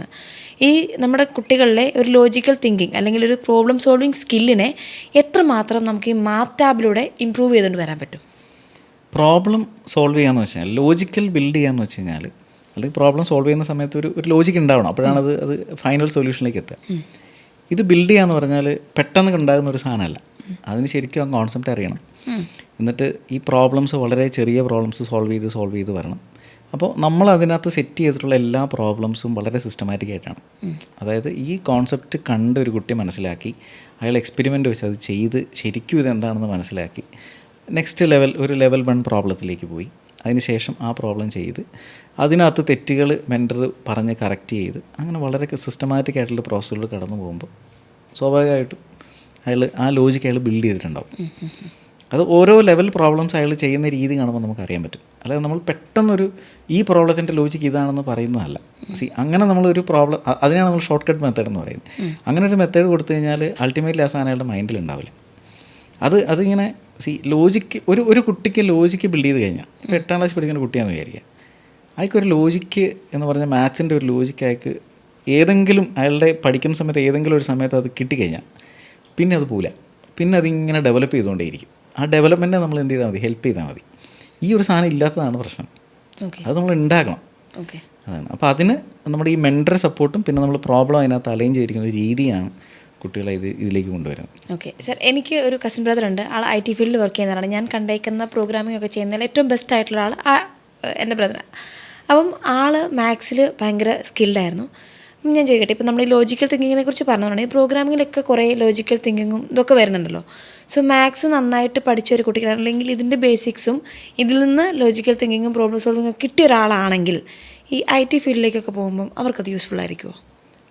2 തരത്തിലുള്ള IT സെക്ടറിൽ തന്നെ ശരിക്കും നമ്മൾ ഒരു പ്രോഗ്രാമൊക്കെ എഴുതുമ്പോഴാണല്ലോ, അല്ല കോഡ് ചെയ്യുമ്പോഴാണല്ലോ ലോജിക്കൽ തിങ്കിങ് എന്ന് പറഞ്ഞൊരു സാധനം പറയാം. നമ്മുടെ മാർക്കറ്റിൽ 2 ടൈപ്പിലുള്ള കോഡിങ്ങുകളുണ്ട്. ഒന്നെന്ന് പറയുന്നത് ഇപ്പോൾ ഒരു വെബ്സൈറ്റ് ഉണ്ടാക്കുക അല്ലെങ്കിൽ ഒരു ആപ്പ് ബിൽഡ് ചെയ്യുക. അതിന് ശരിക്കും മാത്തമാറ്റിക്സ് എന്ന് പറയുന്ന ഒരു സ്കില്ലിൻ്റെ ആവശ്യമില്ല. അപ്പം മാത്സ് സ്കിൽ ഇല്ലാതെയുള്ള അയാളുടെ ഒരു കോമൺ സെൻസ് ലോജിക്കുണ്ട്. ആ ലോജിക്കാണെങ്കിലും അയക്കുന്നത് ഉണ്ടാക്കാൻ പറ്റും. ഇപ്പോൾ നമ്മളിവിടെ ബിൽഡ് ചെയ്യുന്ന ആപ്പും വെബ്സൈറ്റും ഉണ്ടാക്കുന്ന എല്ലാവർക്കും മാത്തമാറ്റിക്സ് അറിഞ്ഞിട്ടൊന്നും ആയിരിക്കില്ല. പക്ഷേ വേറൊരു ടൈപ്പിലുള്ള ഒരു കോഡിംഗ് ഉണ്ട്, സയൻറ്റിഫിക് കോഡിംഗ് എന്ന് പറയും. ഇപ്പോൾ ഒരു AI മൊഡ്യൂൾ ഉണ്ടാക്കണം, അത് ഫുള്ളി മാത്സാണ്. അത് ഇങ്ങനെ എന്താ പറയുക, വളരെ സിസ്റ്റമാറ്റിക് ആയിട്ടുള്ള പ്രോസസ്സിൽ കൂടി കടന്ന് ഒരു അൽഗോരിതം ഉണ്ടാക്കി ആ അൽഗോരിതത്തിൽ കൂടി കടന്നു പോയിട്ടാണ് ആ മൊഡ്യൂൾ ഉണ്ടാക്കുന്നത്. അപ്പോൾ സയൻറ്റിഫിക് കോഡിങ് ചെയ്യണമെങ്കിൽ തീർച്ചയായിട്ടും മാത്സ് വേണം. അപ്പോൾ ചുരുക്കി പറഞ്ഞാൽ മാത്സ് നന്നായിട്ട് അറിയാവുന്ന ഒരാളെങ്കിൽ ആ ഫീൽഡിലേക്ക് അവർക്ക് ഒരുപാട് ഓപ്പർച്യൂണിറ്റീസ് ഉണ്ട്. ഒരുപാട് ഓപ്പർച്യൂണിറ്റീസ് അവൈലബിൾ ആണ്. പക്ഷേ നമ്മൾ എക്സ്പ്ലോർ ചെയ്യണം. ഇപ്പോൾ ഞങ്ങളെ സംബന്ധിച്ച് ഞങ്ങൾ ശരിക്കും മാത്തമാറ്റിക്സിൻ്റെ ഇൻഡസ്ട്രിയൽ വർക്കുകളൊക്കെ ചെയ്യുന്ന കമ്പനി കൂടിയാണ്. അപ്പോൾ ഞങ്ങളുടെ അടുത്ത് ഇപ്പം ബിടെക്കാരൊക്കെ വരാറുണ്ട്. അപ്പോൾ അവരെ ഇപ്പം ഞങ്ങൾക്ക് കൂടുതൽ സയൻറ്റിഫിക് കോഡിങ് റിലേറ്റഡ് ആയിട്ടുള്ള വർക്കുകളാണ് നമ്മൾ ചെയ്യുക. അപ്പം നമ്മുടെ അടുത്ത് കുട്ടികൾ വന്നു കഴിയുമ്പോൾ നമ്മൾ ചോദിക്കുമ്പോൾ മാത്സ് സ്കില്ലുള്ള കുട്ടികൾ പൊതുവേ കുറവാണ്. അങ്ങനെയുള്ള കുട്ടികൾക്ക് നല്ല രീതിയിൽ നല്ല കമ്പനികളിലേക്ക് പോകാൻ പറ്റും. അതായത് നമ്മളീ പറഞ്ഞു മാത്സിൽ സ്കില്ലുള്ള ആളുകൾ കുറവാണ് എന്ന്. അപ്പം ആ ഒരു ഫീൽഡിലേക്കുള്ള ഓപ്പർച്യൂണിറ്റീസും അത്രയും ഒരുപാട് ഉണ്ടാവുമല്ലോ ഓപ്പർച്യൂണിറ്റീസ്. അപ്പോൾ ആ ഓപ്പർച്യൂണിറ്റീസിനെ ഈ സ്കില്ല് ഡെവലപ്പ് ചെയ്യാന്നുണ്ടെങ്കിൽ ഇനി വളർന്നു വരുന്ന തലമുറയ്ക്ക് മാക്സിമം ആ ഓപ്പർച്യൂണിറ്റീസിനെ യൂസ് ചെയ്യാൻ പറ്റില്ലേ? ഈ മാത്സ് സ്കില്ല് നമ്മൾ പറയില്ലേ, ഇപ്പം ഞാനൊരു കഴിഞ്ഞ വർഷം ഒരു കുട്ടി +2 നല്ല മാർക്ക് കിട്ടിയ ഒരു കുട്ടി, ആ കുട്ടിക്ക് മാത്സ് നന്നായി ഇഷ്ടമാണ്. ആ കുട്ടിക്ക് മാത്സിൽ തന്നെ എന്തെങ്കിലും ചെയ്യണമെന്നാണ് കുട്ടിയുടെ ആഗ്രഹം. അപ്പോൾ ഞങ്ങളുമായിട്ട് സംസാരിച്ചപ്പോൾ ഞാൻ ആ കുട്ടിയോട് കുറച്ച് ചോദ്യങ്ങൾ ചോദിച്ചു. ചോദ്യം ഇതാണ്, ഒരു ഡിഫറൻസിയേഷൻ റിലേറ്റഡ് ആയിട്ടുള്ള ചോദ്യങ്ങളാണ്. ഇപ്പോൾ sin തീറ്റയുടെ ഡെറിവേറ്റീവ് എന്താണ്? കുട്ടിക്ക് ആൻസർ ഉണ്ട് cos തീറ്റ. e⁻x ഡെറിവേറ്റീവ് എന്താണ്? ആൻസർ ഉണ്ട് e⁻x. അങ്ങനെ കുറേ ചോദ്യങ്ങൾ ഞാൻ ചോദിച്ചു. ഇതിനെല്ലാം കുട്ടിക്ക് ആൻസർ ഉണ്ട്. അവസാനം ചോദിച്ചു, എന്താണ് ഡെറിവേറ്റീവ് എന്ന് ചോദിച്ചു. എന്താണ് ഡെറിവേറ്റീവ്? സൈൻ്റെ ഡെറിവേറ്റീവ് കോസാന്ന് പറഞ്ഞു. എന്താണ് ഡെറിവേറ്റീവ്? ഇങ്ങനെ ഒരു സാധനം കൊണ്ട് എന്താ മീൻ ചെയ്യുന്നത്? ആ കുട്ടിക്ക് അത് പറയാൻ പറ്റിയില്ല. അങ്ങനെയുള്ള അപ്പം നമ്മൾ വിചാരിക്കുന്നത് മാർക്ക് കിട്ടി എന്നതുകൊണ്ട് മാത്തമാറ്റിക്സ് അറിയാമെന്നാണ്. അങ്ങനെ ആവണമെന്നില്ല. ഒരു ഇൻഡസ്ട്രിയിലേക്ക് പോകുമ്പോൾ അവിടെ ഡിമാൻഡ് ചെയ്യുന്ന മാത്തമാറ്റിക്സ് വേറെയാണ്. നമ്മൾ ശരിക്കും ഈ സാധനം എന്താണെന്ന് അറിയണം. ഇപ്പോൾ പ്രത്യേകിച്ച് ഇപ്പോൾ ഇന്നത്തെ ഒരു സാഹചര്യത്തിൽ നമ്മളൊരു ഇൻഡസ്ട്രി ചെയ്യുമ്പോൾ നമുക്കൊരു ഡേറ്റ കിട്ടി. ഒരു ഡേറ്റ ഇങ്ങനെ വന്നിട്ട് ഇതിൽ നിന്ന് ചില ഇൻഫർമേഷൻസ് എടുക്കാൻ പറഞ്ഞാൽ നല്ല മാത്സ് സ്കില്ലുള്ള ഇപ്പോൾ ChatGPT അവൈലബിൾ ആണ്, പക്ഷേ എങ്കിൽ പോലും നല്ല മാത്സ് സ്കില്ലുള്ള ഒരാളുടെ കയ്യിലാണ് കിട്ടുന്നതെങ്കിൽ അയാളുടെ തോട്ട് പ്രോസസ്സ് തന്നെ വേറെ ആയിരിക്കും. ആ ഡേറ്റ കാണുമ്പോൾ തന്നെ അയാൾക്ക് ഉണ്ടാകുന്ന തോട്ട് പ്രോസസ്സ് വേറെ ആയിരിക്കും. വെറുതെ ഒരു ഡേറ്റ ഫുള്ളി ChatGPTയിൽ ട്രെയിൻ ചെയ്യിക്കുന്നതിന് പകരം അതിൻ്റെ ഈവൻ ആ പ്രോംപ്റ്റിങ്ങിൽ പോലും ഒരു മാത്സ് സെൻസുള്ള ഒരാൾക്ക് വളരെ കൃത്യമായിട്ട് അതിന് ഇൻഫർമേഷൻസ് എടുക്കാൻ പറ്റും. അപ്പോൾ മാത്സ് ഞാൻ പറഞ്ഞല്ലോ, നല്ല മാർക്ക് കിട്ടി മാത്സ് പഠിച്ചു എന്നതുകൊണ്ട് അയാൾക്ക് മാത്സ് അറിയണമെന്ന് നിർബന്ധമില്ല. പക്ഷേ നമുക്ക് ജനറലൈസ് ചെയ്യാൻ പറ്റില്ല. ഈ രീതിയിൽ മാത്സ് പഠിക്കണം. അപ്പോൾ എന്താണ് ഡെറിവേറ്റീവ് എന്ന് അറിഞ്ഞിട്ട് സൈൻ്റെ ഡെറിവേറ്റീവ് കോഴ്സ് എന്താണെന്ന് പറഞ്ഞാൽ അതിനകത്തൊരു വാല്യൂ ഉണ്ട്. ഓക്കെ സർ, കോവിഡിൻ്റെ ആ ഒരു സമയം തൊട്ട് ഓൺലൈൻ ക്ലാസ്സുകളുടെ ഒരു വരവോട് കൂടിയിട്ട് കുട്ടികൾ ഡിജിറ്റലി കുറേ കൂടെ ആക്റ്റീവായി. സോഷ്യൽ മീഡിയ ആയിട്ടും അതുപോലെ ഈ ഓൺലൈൻ പ്ലാറ്റ്ഫോമിലുള്ള ക്ലാസ്സുകളുടെ ലേണിംഗ് ഒക്കെ കൂടെ ആയപ്പോൾ ഇപ്പോൾ പാരൻസിന് ഭയങ്കര പരാതിയുണ്ട്. കുട്ടികളുടെ ഈ ഒരു ടൈം സ്ക്രീൻ ടൈം ഒരുപാട് കൂടുന്നു. ഡിജിറ്റലി അവർ ആക്റ്റീവായി പോകുമ്പം അങ്ങനെയുള്ള പാരൻസിനോട് സാറിന് എന്താ പറയാനുള്ളത്? കുട്ടികൾ ഡിജിറ്റലി ഇപ്പോൾ ഗാഡ്ജറ്റ്സ് യൂസ് ചെയ്യുന്നത് അവർ ഏറ്റവും കൂടുതൽ ഉപയോഗിക്കുന്നത് എൻ്റെ ഒരു കാഴ്ചപ്പാട് 2 കാര്യത്തിനാണ്. ഒന്ന് റീൽസ് കാണാനായിരിക്കും, ഒന്നുകിൽ യൂട്യൂബ് ഷോർട്സ് അല്ലെങ്കിൽ ഇൻസ്റ്റ, അല്ലെങ്കിൽ ഗെയിം കളിക്കാനായിരിക്കും. ഓക്കെ.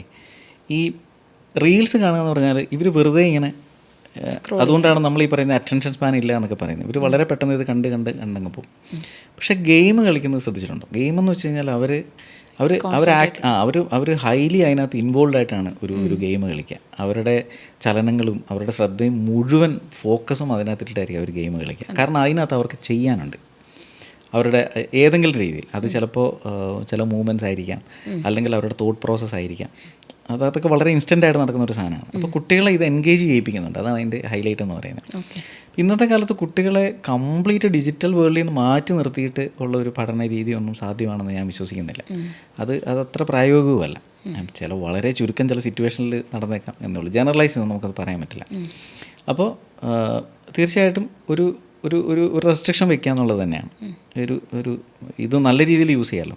അപ്പോൾ യൂസ് ചെയ്യാൻ വേണ്ടിയിട്ട് നമ്മൾ കുട്ടികളെ പ്രേരിപ്പിക്കുക എന്നുള്ളതാണ്. പക്ഷേ എത്ര പ്രേരിപ്പിച്ചാലും ചിലപ്പോൾ കുട്ടികൾ അങ്ങനെ ഇരിക്കണമെന്നില്ല, അല്ലേ? അപ്പോൾ ഈ മാത്ത് ടാബ് എന്ന് പറഞ്ഞാൽ ഞാൻ പറഞ്ഞല്ലോ, ഇപ്പോൾ ഒരു ഗെയിം കളിക്കുകയാണെങ്കിൽ കുട്ടികൾ അതിനകത്ത് ഇൻവോൾവ് ആണ്. മാത്ത് ടാബിൻ്റെ ഏറ്റവും വലിയൊരു പ്രത്യേകത ഏതാണ്? ഇതിനകത്ത് എക്സ്പെരിമെൻറ്റുകളാണ്. എല്ലാ കോൺസെപ്റ്റുകളും ഇവർക്ക് ചെയ്ത് പഠിക്കാം. ഈവൻ ചിലത് നമ്മൾ ഗെയിമായിട്ട് തന്നെയാണ് സെറ്റ് ചെയ്തിട്ടുള്ളത്. അപ്പോൾ അവർ ചെയ്ത് കഴിയുമ്പോൾ അറിയാതെ അവർ ചിന്തിക്കാനോ അവർക്ക് എന്തെങ്കിലും ചെയ്യാനുണ്ട്. അപ്പോൾ കുറച്ചും കൂടി നമ്മളിപ്പോൾ നേരെ വെച്ചൊരു വീഡിയോ കാണുകയെന്ന് വിചാരിക്കാം. അത് മാത്തമാറ്റിക്സിൻ്റെ ഒരു വീഡിയോ കാണുമെന്ന് വിചാരിച്ചു, അവർ എത്ര സമയം ഇരിക്കും, അല്ലേ? അത് കുറച്ച് ബുദ്ധിമുട്ടാണ്. നമ്മൾ എത്രമാത്രം വിഷ്വൽസ് ഉണ്ടെന്ന് പറഞ്ഞാലും അത് കുറച്ച് ബുദ്ധിമുട്ടായിരിക്കും. അപ്പം നമ്മളിതിനകത്ത് വിഷ്വൽസ് ചെയ്ത് വെച്ചിരിക്കുന്നത് അങ്ങനെയാണ്. അത് വളരെ ചുരുങ്ങിയ സമയത്തിനുള്ളിൽ ഒരു കോൺസെപ്റ്റ് വിഷ്വൽസിൽ കൂടി പ്രസൻറ്റ് ചെയ്തിട്ട് അതിനുശേഷം ഒരു എക്സ്പെരിമെൻറ്റ് കൂടി ചെയ്തും കൂടി നോക്കുകയാണ്. അപ്പോൾ അവർക്ക് കാര്യങ്ങൾ മനസ്സിലായിട്ടുണ്ടാവും. പിന്നെ ഒരു പ്രോബ്ലം സോൾവിങ്ങിലേക്ക് മാത്രം നോക്കിയാൽ മതിയല്ലോ. അപ്പോൾ അതാണ് ഈ കാര്യത്തിൽ പറയാനുള്ളത്. നമുക്ക് കുട്ടികൾ സാർ പറഞ്ഞിട്ട് ചിലർക്ക് ഭയങ്കര ടഫായിരിക്കും മാത്സ്, ചിലർക്ക് ഭയങ്കര ഈസി ആയിരിക്കും. അപ്പോൾ മാത്സിൽ നല്ല ബേസിക്സ് ഉള്ള ഒരു കുട്ടിയെയും ഇനി അതല്ലാതെ ഒട്ടും ബേസിക്സ് ഇല്ലാത്ത ഭയങ്കര ടഫായിട്ടുള്ളൊരു കുട്ടിയും, ഇവർ രണ്ടുപേരെയും ഒരുപോലെ സപ്പോർട്ട് ചെയ്യാൻ മാത്ത് ലാബിന് പറ്റുമോ? തീർച്ചയായിട്ടും. ഞാനൊരു എക്സാമ്പിൾ പറയാം. നമ്മൾ ഇപ്രാവശ്യം 10ാം ക്ലാസ്സിൽ ജോയിൻ ചെയ്തിട്ടുള്ളൊരു കുട്ടിയുണ്ട്. ആ കുട്ടി ഓൾറെഡി മാത്സിൽ നല്ല രീതിയിൽ പെർഫോം ചെയ്യുന്നൊരു കുട്ടിയാണ്. ഓക്കെ. നല്ല മാർക്കുണ്ട് കുട്ടി. അപ്പോൾ ഈ കുട്ടിയെ സംബന്ധിച്ചിടത്തോളം ഈ മാത്ത് ടാബ് എടുത്തിട്ട് അഡീഷണൽ എന്ത് കിട്ടും എന്ന് നോക്കിയാൽ മതി. കാരണം നോർമലി ആ കുട്ടിക്ക് മാർക്ക് കിട്ടാനുള്ള ആ കുട്ടിയുടെ കയ്യിൽ തന്നെ ഉണ്ട്, അല്ലെങ്കിൽ സ്കൂളിൽ നിന്ന് കിട്ടുന്ന ഒരു ഇത് തന്നെ മതി ആ കുട്ടി. അഡീഷണൽ എന്ത് കിട്ടുമെന്ന് ചോദിച്ചു കഴിഞ്ഞാൽ ഞാൻ മുമ്പേ പറഞ്ഞൊരു കാര്യമുണ്ടല്ലോ, അതായത് എന്താണ് മാത്സ് എന്ന് അറിയണം. അപ്പോൾ പലപ്പോഴും മാർക്ക് കിട്ടാൻ വേണ്ടിയിട്ട് നമ്മൾ ചിലപ്പോൾ ഫോർമുലാസ് മാത്രം പഠിച്ചാൽ മതിയാവും. അപ്പം നന്നായിട്ട് മാത്സ് താല്പര്യമുള്ള ഒരു കുട്ടിക്ക് ഇതെന്താണെന്നും കൂടെ എക്സാക്റ്റ് അറിയുമ്പോഴാണ് നമ്മൾ ശരിക്കും പറഞ്ഞൊരു കോമ്പറ്റേറ്റീവ് എക്സാമിനേഷനിലേക്ക് പോകുമ്പോൾ ഒരു ഗുണം ഉണ്ടാവും. ഇപ്പോൾ ഒരു JEE പോലൊരു എക്സാം എഴുതണമെങ്കിൽ ശരിക്കും നമ്മൾ ഒരു ഫോർമുലാസ് മാത്രം പഠിച്ച് ഒരിക്കലും അത് കിട്ടുന്ന സാധനമല്ല.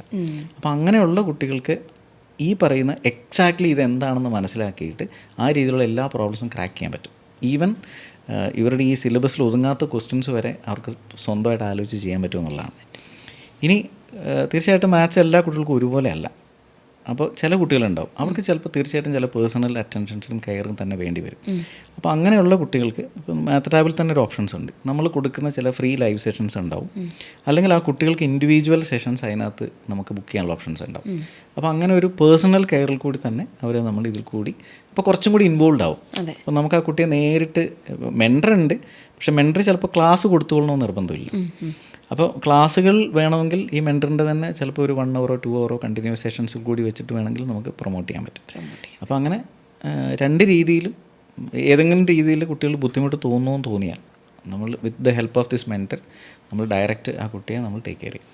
സോ നമുക്ക് +2 കഴിഞ്ഞിട്ട് കോമ്പറ്റേറ്റീവ് എക്സാമിന് പ്രിപ്പയർ ചെയ്യാൻ താല്പര്യമുള്ള കുട്ടികൾക്കും ഈ മാത്ത് ടാബ് വളരെ യൂസ്ഫുൾ ആയിരിക്കില്ലേ? അങ്ങനെ നമ്മളൊരു ക്ലാസിഫിക്കേഷൻ വെക്കേണ്ട.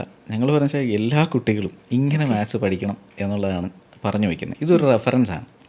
അത് നന്നായിട്ട് പഠിക്കുന്ന കുട്ടികൾക്കും എന്താ പറയുക, മാത്സിൽ കുറച്ച് മാത്സിൽ അങ്ങനെ മോശം എന്ന് പറഞ്ഞ ഒരു സാധനം ഇല്ല.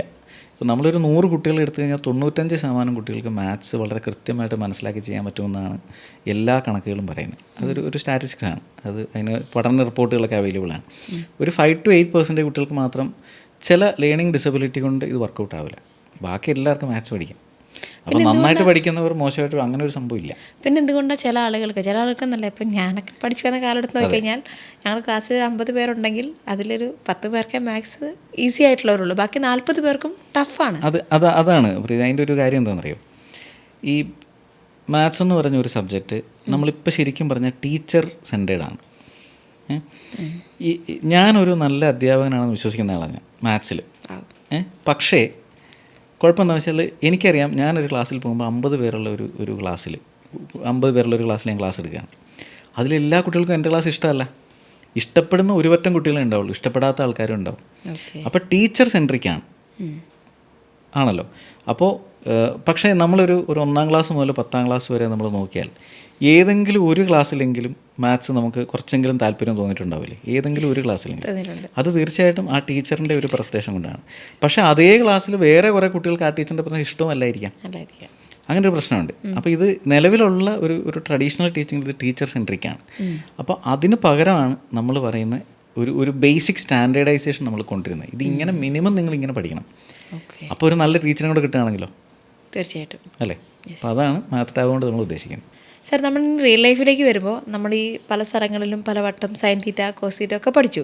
പക്ഷേ നമ്മൾ പലപ്പോഴും പറയുന്നൊരു കാര്യമാണ്, നമ്മളിതൊക്കെ പഠിച്ചിട്ടും നമുക്കിതൊന്നും ഒരു ഉപകാരമൊന്നുമില്ലല്ലോ, നമ്മളിത് റിയൽ ലൈഫിൽ യൂസ് ചെയ്യുന്നില്ലല്ലോ എന്നുള്ളത്. ശരിയല്ലേ? നമ്മൾ ശരിക്കും യൂസ് ചെയ്യുന്നില്ലല്ലോ. അത് നമ്മളെങ്ങനെയാണ് സൈൻ തീറ്റ പഠിക്കുക? ഇപ്പോൾ പ്രീതി സൈൻ തീറ്റ 10-ാം ക്ലാസ് എന്തായാലും പഠിച്ചിട്ടുണ്ടോ? പഠിച്ചിട്ട്, പക്ഷേ ഞാൻ ഓർക്കുന്നില്ല.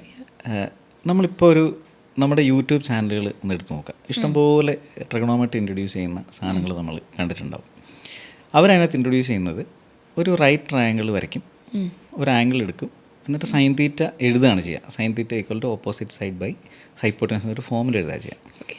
അങ്ങനെ എഴുതുക ചെയ്യുക. എന്നിട്ട് നമ്മൾ പറയും ഇതാണ് ബേസിക് എന്ന് പറയും. ശരിക്കും ഇതല്ല സൈൻ തീറ്റ. ശരിക്കും അതിനൊരു മീനിങ് ഉണ്ട്. അതിൻ്റെ മീനിങ് എന്ന് പറയുന്നത് ഞാൻ പറഞ്ഞ പോലെ ഒരു യാത്രയാണ്. എന്ന് വെച്ച് കഴിഞ്ഞാൽ നമ്മൾ 6-ാം ക്ലാസ്സിൽ അല്ലെങ്കിൽ 5-ാം ക്ലാസ്സിൽ നമ്മൾ ആംഗിൾ എന്ന് പറഞ്ഞൊരു സാധനം പഠിക്കും. ആംഗിൾ പഠിക്കും. അത് കഴിഞ്ഞിട്ട് നമ്മൾ ട്രയാങ്കിൾ പഠിക്കും. ട്രയാങ്കിൾ കഴിഞ്ഞിട്ട് ട്രയാങ്കിളിൻ്റെ പ്രോപ്പർട്ടീസ് പഠിക്കും. ആ പ്രോപ്പർട്ടീസ് പഠിച്ച് വരുന്ന സമയത്ത് നമ്മൾ കോൺഗ്രുവൻ്റ് ട്രയാങ്കിൾസ് എന്ന് പറഞ്ഞിട്ടൊരു സാധനമുണ്ട്. അതായത് സമാന ത്രികോണങ്ങൾ എന്ന് പറഞ്ഞിട്ടൊരു സാധനം മലയാളം മീഡിയത്തിൽ അങ്ങനെ പറയും. അത് കഴിഞ്ഞിട്ട് സദൃശ ത്രികോണങ്ങൾ അല്ലെങ്കിൽ സിമിലർ ട്രയാങ്കിൾസ് എന്ന് പറഞ്ഞിട്ടൊരു കോൺസെപ്റ്റ് പഠിക്കും. ഇതും കഴിഞ്ഞിട്ടാണ് ട്രിഗണോമെട്രി പഠിക്കേണ്ടത്. അതായത് ഈ സിമിലർ ട്രയാങ്കിൾ എന്ന് പറയുന്ന ഒരു കോൺസെപ്റ്റ് ഉണ്ട്. അതിനകത്ത് കുറേ പ്രോപ്പർട്ടീസ് ഉണ്ട്. സിമിലർ ട്രയാങ്കിളിന് കുറേ പ്രോപ്പർട്ടീസ് ഉണ്ട്. ഈ പ്രോപ്പർട്ടീസിൽ ഒരു പ്രോപ്പർട്ടി, ആ ആംഗിൾ നമ്മൾ ഒരു ട്രയാങ്കിളിനെ റെസ്ട്രിക്റ്റ് ചെയ്ത് അത് റൈറ്റ് ട്രയാങ്കിൾ ആണെങ്കിൽ അതിന് വരുന്ന ചില പ്രത്യേകതകൾ, ഈ പ്രത്യേകതകളിൽ കൂടിയാണ് സൈൻ തീറ്റ നമ്മൾ ശരിക്കും ഇൻട്രൊഡ്യൂസ് ചെയ്യേണ്ടത്. നിങ്ങൾ ഏത് പ്ലാറ്റ്ഫോം നോക്കിയാലും കാണാൻ പറ്റും സൈൻ തീറ്റ എന്ന് പറയുന്നത് ഓപ്പോസിറ്റ് സൈഡ് ബൈ ഹൈപ്പോട്ടന്യൂസ് ആണ്. അത് എന്ന് പറയുന്നത് അതിൻ്റെ അവസാനത്തെ ഒരു ഫോമുല മാത്രമാണ്. ഇതിങ്ങനെ നിങ്ങൾ കണ്ടുപിടിക്കുന്നേ ഉള്ളൂ. അങ്ങനെ പഠിക്കുമ്പോൾ കുട്ടികൾ സ്വാഭാവികമായിട്ട് തോന്നും ഇതെന്തിനാണ് പഠിക്കുന്നത്. പക്ഷേ ഈ ഹിസ്റ്ററി അറിഞ്ഞിട്ട് ഇതിങ്ങനെയാണ് ചെയ്യുന്നത് പറഞ്ഞാൽ അതിനകത്ത് ഒത്തിരി കാര്യങ്ങളുണ്ട്. എനിക്കതിപ്പോൾ ഇങ്ങനെ പറയാൻ പറ്റില്ല. അപ്പോൾ അങ്ങനെ നമ്മൾ ശരിക്കും ട്രിഗണോമെട്രി ഈ മാത്ത് ടാബിൽ ഇങ്ങനെ ഇൻട്രൊഡ്യൂസ് ചെയ്തിരിക്കുന്നത്. ഇതിൻ്റെ ആപ്ലിക്കേഷൻസ് പറഞ്ഞിട്ട് കൃത്യമായിട്ട് ഇതിങ്ങനെയാണ് യൂസ് ചെയ്യുന്നത് പറഞ്ഞിട്ട് പ്രോബ്ലം കൊടുത്ത് അതിൽ കൂടി ഗ്രാജുവലി വരിക ചെയ്യാം. അപ്പോൾ ശരിക്കും അങ്ങനെ കുട്ടികൾ ഇത് മനസ്സിലാക്കി കഴിഞ്ഞാൽ ഒരിക്കലും ഇവർ നാളെ പുറത്തു പോയിട്ട് പറയില്ല. ഇപ്പോൾ പ്രീതി ചോദിച്ച പോലെ എന്നോട് ചോദിക്കില്ല സൈൻ തീറ്റ കോസ് തീറ്റ എന്തിനാണെന്ന് ചോദിക്കത്തില്ല. സർ, മാത്സിനെ പൊതുവേ കുട്ടികൾക്ക് പേടിയാണ്. പിന്നൊരു ചിന്തയാണ് മാത്സ് ടഫാണ്, എനിക്ക് മാത്സ് പറ്റില്ല, എന്നെക്കൊണ്ട് ഒരിക്കലും മാത്സ് കൂട്ടിയാൽ കൂടില്ല എന്ന് ചിന്തിക്കുന്ന ഒരുപാട് കുട്ടികളുണ്ട്. എനിക്ക് തന്നെ അറിയാവുന്ന ഒരുപാട് കുട്ടികളുണ്ട്. അപ്പം ആ ഒരു പേടിയെ നമുക്ക് എങ്ങനെ മാറ്റിയെടുക്കാൻ പറ്റും? അതായത് ഈ മാത്സ് ഫിയർ എന്ന് പറയുന്നത് ലോകത്ത് എല്ലായിടത്തും ഉള്ളൊരു പ്രശ്നമാണ്. നമ്മൾ കേരളത്തിൽ മാത്രമല്ല, കേരളത്തിലും ഇന്ത്യയിലും ഒരു ആഗോള പ്രശ്നമാണ് മാത്സ് ഫിയർ എന്ന് പറയുന്നത്. അപ്പോൾ ഇതിനെ കോമൺ ആയിട്ട് അഡ്രസ്സ് ചെയ്യാൻ പറ്റുന്ന ഒരു സൊല്യൂഷൻ ഉണ്ടോ എന്ന് ചോദിച്ചാൽ ഇല്ല. നിലവിൽ അങ്ങനെ കണ്ടുപിടിച്ചില്ല. അങ്ങനെയാണെങ്കിൽ ഈ പ്രശ്നങ്ങൾ തീർന്നതിനല്ലോ. അപ്പോൾ നമുക്ക് ഇഷ്ടംപോലെ എഡ്യൂടെക് പ്ലാറ്റ്ഫോമുകളും ഇഷ്ടംപോലെ ആൾക്കാർ മാത്സ് പഠിപ്പിക്കുന്നുണ്ട്. എല്ലാവരും അവരുടേതായ രീതിയിലാണ്. ആ രീതിയിൽ ആകൃഷ്ടരാകുന്ന കുറേ ആൾക്കാരുണ്ടാവും. പക്ഷേ അത് എല്ലാത്തിനും ഒരു സൊല്യൂഷൻ ആയിക്കൊള്ളണമെന്നില്ല. എല്ലാ കുട്ടികളെയും അത് അഡ്രസ്സ് ചെയ്തു കൊള്ളണമെന്നുമില്ല. ഓക്കെ, ഇതിനുള്ള ഒരു സൊല്യൂഷൻ എന്ന് പറയുന്നത് തീർച്ചയായിട്ടും ഞാൻ പറഞ്ഞല്ലോ, മാത്തമാറ്റിക്സ് നമ്മൾ കുറേ കണ്ടും ചെയ്തും തന്നെ പഠിക്കണം. റിയലായിട്ട് നമ്മളിത് എക്സ്പീരിയൻസ് ചെയ്യണം. അത് ഏത് കോൺസെപ്റ്റൊന്നുമില്ല, എല്ലാ കോൺസെപ്റ്റുകളും. അപ്പോൾ ഇവർക്കൊരു എന്താ പറയുക, ഒരു അബ്സ്ട്രാക്റ്റ് വേൾഡിൽ നിന്നിട്ട് ഇത് എന്തോ ഒരു സാധനമാണെന്ന് തോന്നില്ല. ഞാനിത് ചെയ്യുകയാണല്ലോ, ഞാനിത് കൊടുക്കുമ്പോൾ ഇത് എന്താ വരുന്നതെന്ന് കാണുകയാണ്. ഇപ്പോൾ ഒരു ഗെയിമിങ്, കുട്ടികളൊരു ഗെയിം കളിക്കുകയാണ്. അവരൊരു പക്ഷേ ഇന്നേ വരെ കേട്ടിട്ടില്ലാത്ത ഒരു ലോകത്തെക്കുറിച്ചുള്ളൊരു ഗെയിമായിരിക്കാം അവർ കളിക്കുക. ശരിയല്ലേ? അത് അവർ എത്ര പെട്ടെന്നാണ് പഠിച്ചെടുക്കുക. അതെന്തുകൊണ്ടാണെന്ന് വെച്ചാൽ അവരത് എക്സ്പീരിയൻസ് ചെയ്യുന്നുണ്ട്, അവരിത് ചെയ്യാണ്. അപ്പോൾ മാത്സിനും അങ്ങനെയാണ് മാത്ത് ടാബിൽ നമ്മൾ ചെയ്തിട്ടുള്ളത്. എല്ലാ കോൺസെപ്റ്റുകളും നമുക്ക് എന്ത് ചെയ്യാം, എക്സ്പീരിയൻസ് ചെയ്യാം. അപ്പോൾ അവർക്ക് ഒരിക്കലും ഇത് വേറെ ഏതോ ഒരു ലോകത്തുള്ളൊരു സാധനമാണ് അവർക്ക് തോന്നത്തേയില്ല. അപ്പോൾ ആ കോൺസെപ്റ്റ് അവർക്ക് കൃത്യമായിട്ട് മനസ്സിലാവും. അപ്പോൾ അതാണ് മാത്ത് ടാബിൻ്റെ ഒരു യുണീക്നെസ് എന്ന് പറയുന്നത്. അതാണ് ഒരു എക്സ്പെരിമെൻഷ്യൽ വിഷ്വൽ ലേണിംഗ് ആണ് ഫുള്ളി ഇതിനകത്ത് നമ്മൾ കൊടുത്തിട്ടുള്ളത്. എല്ലാ സബ്ജക്റ്റും, എല്ലാ ടോപ്പിക്കും. അപ്പോൾ സാറിനെ കേട്ടിടത്തോളം എനിക്ക് തന്നെ ഫീൽ ചെയ്തു എനിക്കൊന്നുകൂടി മാത്സ് പഠിച്ചാൽ കൊള്ളാം. കാരണം ഈസി ആവും. എനിക്ക് മാത്സ് ഭയങ്കര ടഫാണ്. മാക്സിമം ഞാൻ ട്രൈ ചെയ്തിട്ടുള്ളത് മാത്സിൻ്റെ ഫോർമുലാസ് എങ്ങനെയെങ്കിലും കാണാപ്പാടം പഠിക്കുക, പാസ് മാർക്ക് വാങ്ങുക. അത് ഞാൻ BCom പഠിക്കുമ്പോഴും MBA ചെയ്യുമ്പോഴും ഈവൻ ഫൈനാൻസ് എടുത്തപ്പോഴും എങ്ങനെയെങ്കിലും ആ ഫോർമുലാസ് കാണാപ്പാടം പഠിക്കുക, അതിലേക്ക് നമ്മുടെ ക്വസ്റ്റ്യനിൽ കാണുന്നതൊക്കെ എടുത്ത് എഴുതി വെച്ചിട്ടാണെങ്കിലും എങ്ങനെയെങ്കിലും പാസ്സാവുക, ആ ചിന്തയോടെയായിരുന്നു. പക്ഷേ സാറിനെ കേട്ടപ്പോൾ തന്നെ എനിക്ക് ഫീൽ ചെയ്യുന്നുണ്ട് ഞാൻ ഒന്നുകൂടി പഠിച്ച പക്ഷേ എനിക്ക് മാത്സ് ഈസി ആവുമെന്ന്. സോ എന്തായാലും ഇപ്പോഴത്തെ കാലഘട്ടത്തിലെ കുട്ടികൾക്ക് മാത്സ് ടാബ് യൂസ്ഫുൾ ആകുമെന്നാണ് കേട്ടിടത്തോളം എനിക്ക് എന്തായാലും തോന്നുന്നു. സാർ, പിന്നെ നമ്മൾ പലപ്പോഴും കണ്ടുവരുന്നത് പ്രോബ്ലമാണ്. ഇപ്പം ഒരു ക്ലാസ്സിൽ ടീച്ചർ ക്ലാസ് എടുക്കുന്നു. അപ്പോൾ ചിലപ്പം 40-50 കുട്ടികളുണ്ടാവും. എല്ലാ കുട്ടികളെയും ഇൻഡിവിജ്വലി ശ്രദ്ധിക്കാൻ ഈ ഒരു ടീച്ചറിന് പറ്റാറില്ല. അപ്പം പലപ്പോഴും കുട്ടികൾക്ക് ഈ ടീച്ചർ ക്ലാസ് എടുത്ത് പോയ വിഷയങ്ങൾ ഫോളോ അപ്പ് ചെയ്യാൻ പറ്റാതെ വന്നിട്ടുണ്ടാവാം. ക്ലാസ് മിസ്സായ കേസിൽ കുട്ടികൾക്ക് മനസ്സിലാകാതെ പോയ ചാപ്റ്റേഴ്സ് ഉണ്ടാവും. പക്ഷെ അപ്പോഴും ടീച്ചേഴ്സ് നെക്സ്റ്റ് ചാപ്റ്ററിലേക്ക് മൂവ് ചെയ്തിട്ടുണ്ടാവും. അപ്പോൾ അങ്ങനെയുള്ള കേസിൽ കുട്ടികൾക്ക് വന്ന് ഒരു സൊല്യൂഷൻ കണ്ടെത്താൻ പറ്റുന്നൊരു പ്ലാറ്റ്ഫോം ആവില്ലേ മാത്സ് ടാബ്? മാത്സ് ടാബിനകത്ത് ശരിക്കും ഇപ്പോൾ 8ാം ക്ലാസ്സിൽ പഠിക്കുന്ന ഒരു കുട്ടിയാണെന്ന് വിചാരിക്കാം. അപ്പോൾ ആ കുട്ടിക്ക് ഒരു ഇയർലി സബ്സ്ക്രിപ്ഷൻ ആണുള്ളത്. എല്ലാ ചാപ്റ്റേഴ്സും ഓപ്പണാണ്, ഏത് സമയത്ത് വേണമെങ്കിലും എടുക്കാം. അല്ലെങ്കിൽ അയക്ക് വേണം മന്ത്ലി സബ്സ്ക്രിപ്ഷൻ എടുക്കാം. അപ്പോൾ എല്ലാ ചാപ്റ്റേഴ്സും കിട്ടും. ഇനിയിപ്പോൾ ഏതെങ്കിലും ഒരു ചാപ്റ്റർ മാത്രം വേണമെങ്കിൽ അതും ചെയ്യാം. അപ്പോൾ എല്ലാ ഓപ്ഷൻസും ഇതിനകത്ത് അവൈലബിൾ ആണ്.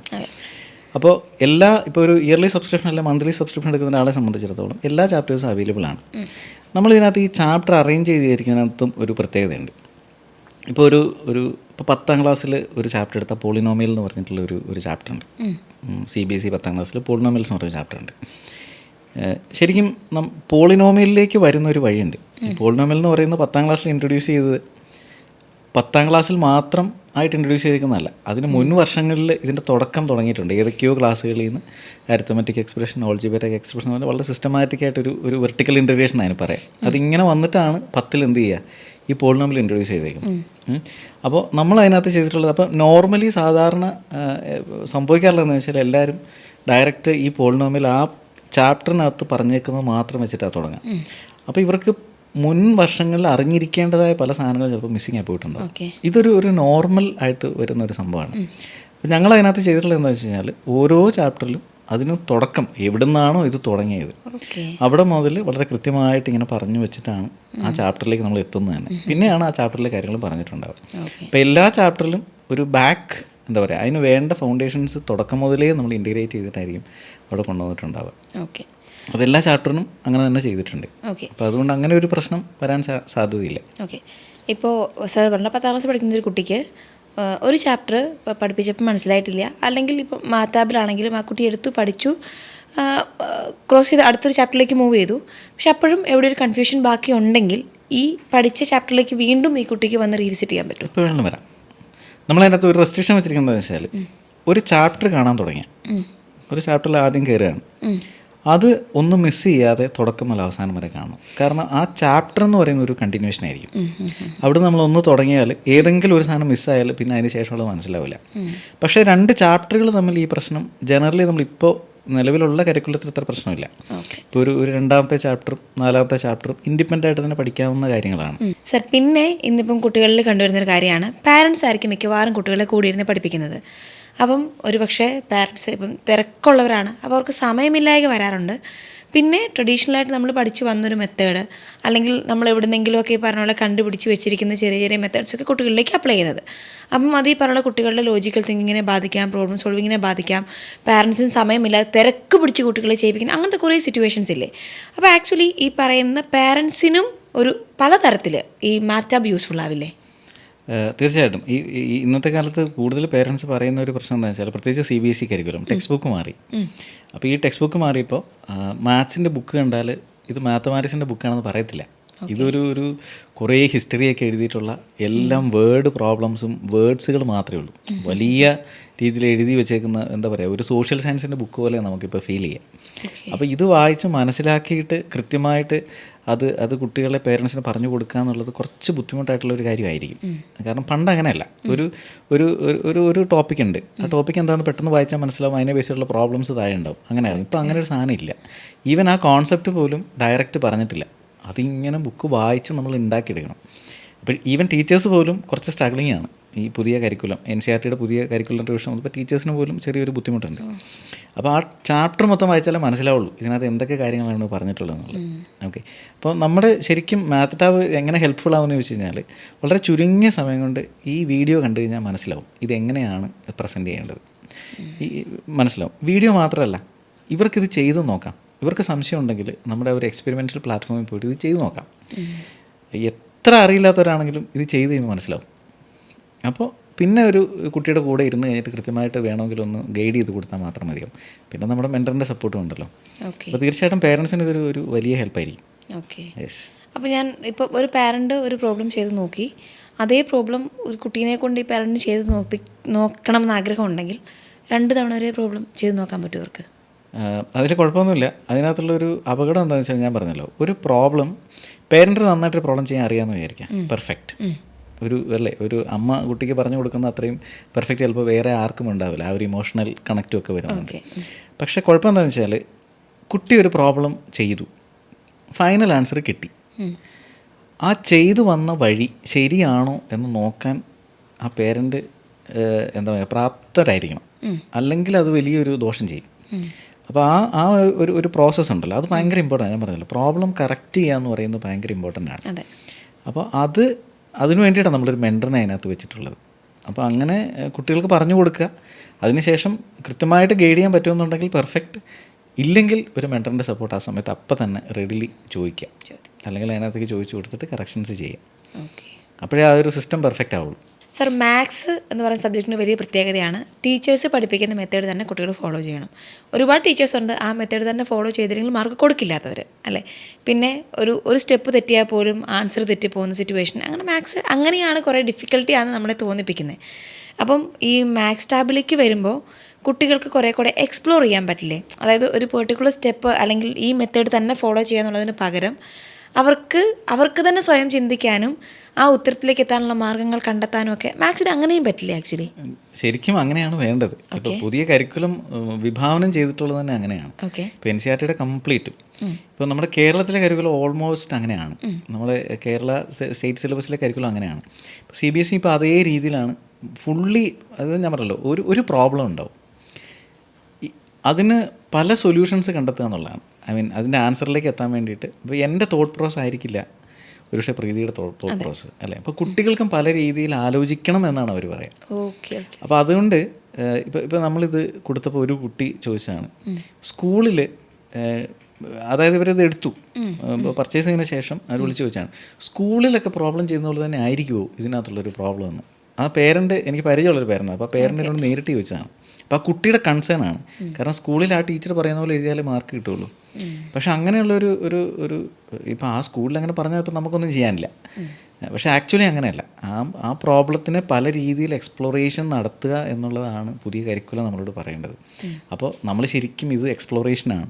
ഇതിനകത്ത് കയറി കഴിഞ്ഞാൽ കോൺസെപ്റ്റ് ഒരു കുട്ടിക്ക് നന്നായിട്ട് മനസ്സിലായാൽ അവൻ ആൻസറിലേക്ക് എത്തുന്ന അവൻ്റെതായ രീതിയിൽ കൂടിയായിരിക്കും. അവൻ ചിലപ്പോൾ ചില സ്റ്റെപ്പ് മിസ് ചെയ്യുന്നുണ്ടാവാം, ചിലപ്പോൾ നമ്മൾ ആരും ആലോചിക്കാത്തൊരു വഴി കൂടെ അവൻ ചിലപ്പോൾ ആൻസറിലേക്ക് എത്തുന്നുണ്ടാവാം. അതൊക്കെ അവനെ അപ്രീഷിയേറ്റ് ചെയ്യേണ്ട പോയിന്റുകളാണ്. അങ്ങനെ അതുകൊണ്ടാണ് ഞാൻ പറഞ്ഞല്ലോ, ഒരു കുട്ടി ഒരു ക്വസ്റ്റ്യൻ എഴുതിക്കൊണ്ട് വരുമ്പോൾ അത് കറക്റ്റ് ചെയ്യണം, വളരെ കൃത്യമായിട്ട് ആ കറക്റ്റ് ചെയ്യാൻ നമ്മൾ തുടങ്ങുമ്പോഴാണ് നമ്മളും പലതും പഠിക്കുക. അയാൾ എങ്ങനെയാണ് ചിന്തിച്ചിട്ടാണ് ഇവിടെ എത്തിയത്, അല്ല നമ്മളെങ്ങനെ അറിയാം? ശരിയല്ലേ? അപ്പോൾ ആ ഒരു എക്സ്പ്ലോറേഷനുള്ള എല്ലാ പോസിബിലിറ്റിയും മാത്ത് ടാബിൽ നമ്മൾ ഇട്ടിട്ടുണ്ട്. സർ, നമ്മൾ കണ്ടുവരുന്ന വേറൊരു വലിയ ഇഷ്യൂ ആണ് ഇപ്പോഴും മാർക്കിൻ്റെ അടിസ്ഥാനത്തിൽ കുട്ടികളെ കമ്പയർ ചെയ്യുക, മാറ്റി നിർത്തപ്പെടുന്ന ഒരു സിറ്റുവേഷൻ ഇപ്പോഴും ഉണ്ട്. സോ അങ്ങനെയുള്ള പാരൻസിനോടായാലും ടീച്ചേഴ്സിനോടായാലും ഇപ്പോൾ ഒരു ക്ലാസ്സിൽ നന്നായി മാർക്ക് വാങ്ങുന്ന കുട്ടികളോട് ടീച്ചേഴ്സ് പ്രത്യേകം അടുപ്പം കാണിക്കുകയും മാർക്ക് കുറവ് വാങ്ങുന്ന കുട്ടികളോട് അടുപ്പം കുറവ് കാണിക്കുകയും ചെയ്യുന്നത് എനിക്ക് പേഴ്സണലി അറിയാം. സോ അങ്ങനെയുള്ള ആളുകളോട് ടീച്ചേഴ്സിനോടായാലും പാരൻസിനോട് സാറിന് എന്താ പറയാനുള്ളത്? മാർക്കല്ല ഒരു കുട്ടിയുടെ കാലിബർ അൾട്ടിമേറ്റ്ലി തീരുമാനിക്കുന്നത്, മാർക്കല്ല. മാർക്കെന്ന് പറയുന്നത് ഇപ്പോൾ ഞാൻ പറഞ്ഞില്ല, ഇപ്പോൾ മാത്സ് എന്ന് പറഞ്ഞ ഇപ്പോൾ നമ്മുടെ സ്പെഷ്യലൈസേഷൻ അതാണല്ലോ. മാത്സ് എന്ന് പറഞ്ഞ ഒരു മാത്രം ഒരു സബ്ജക്റ്റിനെ എടുത്തിട്ട് ഞാൻ ഈ പറഞ്ഞ പോലെ വളരെ കൃത്യമായിട്ടുള്ള ഫോമുലാസും ആ പ്രോബ്ലം ചെയ്യേണ്ട മെത്തേഡും കൃത്യമായിട്ട് ആ കുട്ടിക്ക് പറഞ്ഞു കൊടുത്തിട്ടുണ്ടെങ്കിൽ ആ കുട്ടിക്ക് നല്ല മാർക്ക് കിട്ടും. നല്ല മാർക്ക് കിട്ടും. അതിൽ തർക്കമൊന്നുമില്ലാത്ത കാര്യമാണ്. ഇപ്പോൾ നമ്മുടെ ഇവിടെയുള്ള ട്യൂഷൻസുകൾക്ക് നല്ലതായിട്ട് എടുക്കുന്ന ട്യൂഷൻ ക്ലാസ്സുകളിലൊക്കെ കൃത്യമായിട്ട് സ്റ്റെപ്പ് ബൈ സ്റ്റെപ്പ് ഇങ്ങനെ വന്നാൽ ഇങ്ങനെ ചെയ്യണമെന്നൊക്കെ പറഞ്ഞു കൊടുത്തിട്ടുണ്ടെങ്കിൽ നല്ല മാർക്ക് കിട്ടും. അപ്പോൾ ഞാൻ പറഞ്ഞാൽ അതുകൊണ്ട് ആ കുട്ടി മാത്സ് പഠിച്ചു എന്ന് അർത്ഥമില്ല. അതിൻ്റെ ഒരു അപകടമുണ്ട്. 8ാം ക്ലാസ്സിൽ ഇതുപോലെ ഒരു കുട്ടി നല്ല മാർക്ക് വാങ്ങിയെന്ന് വിചാരിക്കാം, ഞാൻ ഈ പറയുന്ന രീതിയിൽ പഠിച്ചിട്ട്. 9ാം ക്ലാസ്സിൽ ഇയാൾ ഫസ്റ്റ് കയറുമ്പോൾ തന്നെ ഈ 8ാം ക്ലാസ്സിൽ പഠിച്ചതെല്ലാം മറന്നിട്ടുണ്ടാവും. ഇങ്ങനെയാണ് പഠിച്ചിട്ടുള്ളതെങ്കിൽ മാർക്കുണ്ട്.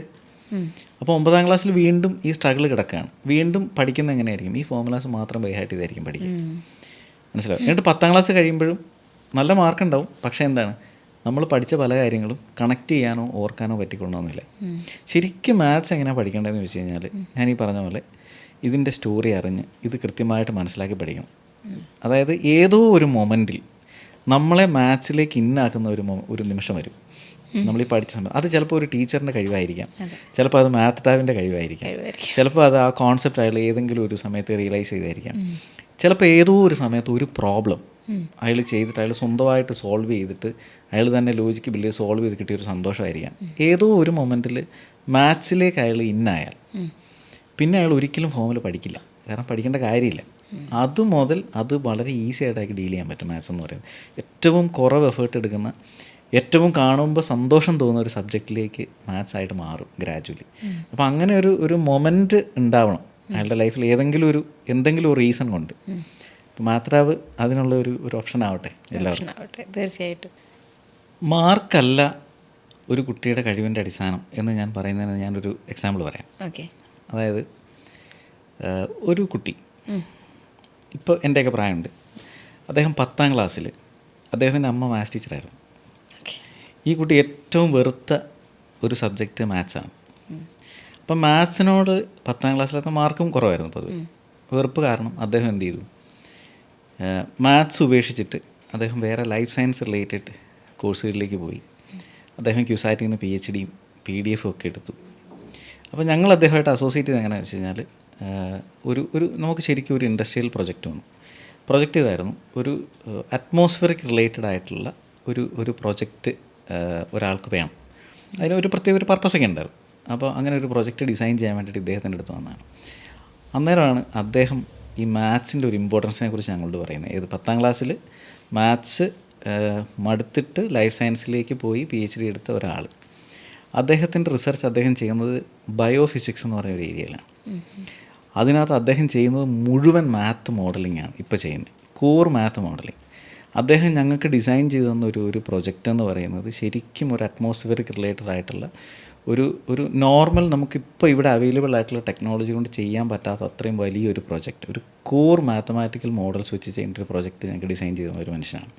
അപ്പോൾ ഞാൻ പറഞ്ഞതിൽ മാർക്ക് കാര്യമില്ല. കാരണം എന്ന് വെച്ചാൽ 10ാം ക്ലാസ്സിൽ മാത്സിന് വളരെ കുറവ് മാർക്ക് വാങ്ങിച്ചിട്ടുള്ള, മാത്സിനെ വെറുത്ത ഒരാൾ അന്ന് ഇപ്പോൾ അദ്ദേഹം എന്ന് പറയുന്നത് ഈ അറ്റ്മോസ്ഫിയറിക് റിലേറ്റഡ് ആയിട്ടുള്ള ഡേറ്റ ഹാൻഡിൽ ചെയ്യുന്നതിൽ ഞാൻ ആദ്യമായിട്ടാണ് അദ്ദേഹത്തിന് കേൾക്കുന്നത്. ഒരു സ്പേഷ്യൽ ഡേറ്റ, എങ്ങനെ ഒരു സ്പേഷ്യൽ ഡേറ്റ ഹാൻഡിൽ ചെയ്യണം, ഒരു കോർ റിസർച്ച് പ്രൊജക്റ്റായിരുന്നു.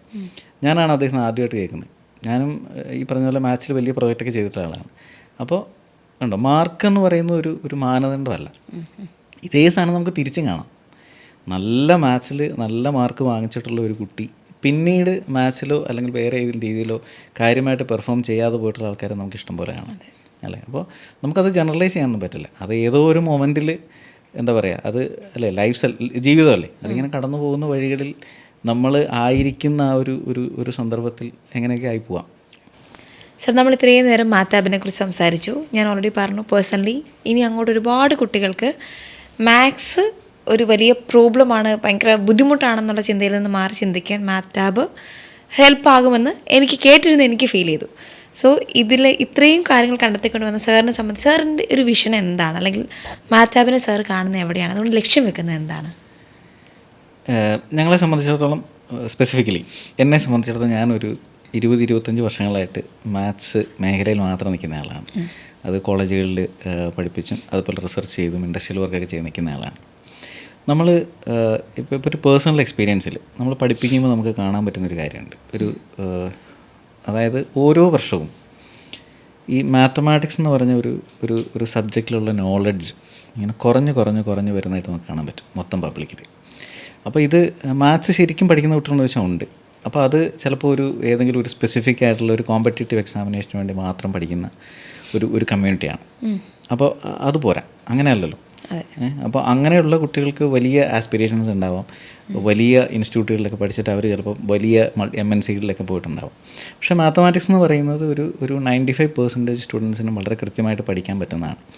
അപ്പോൾ ഞങ്ങളുടെ വിഷൻ എന്ന് പറയുന്നത് ഇത്രയേ ഉള്ളൂ. അതായത് മാത്തമാറ്റിക്സ് എന്ന് പറഞ്ഞ ഒരു വിഷയം കൃത്യമായിട്ട് മനസ്സിലാക്കിയിട്ട് ഒരു സയൻറ്റിഫിക് തിങ്കിങ്, ഒരു കമ്മ്യൂണിറ്റി ഉണ്ടാവണം.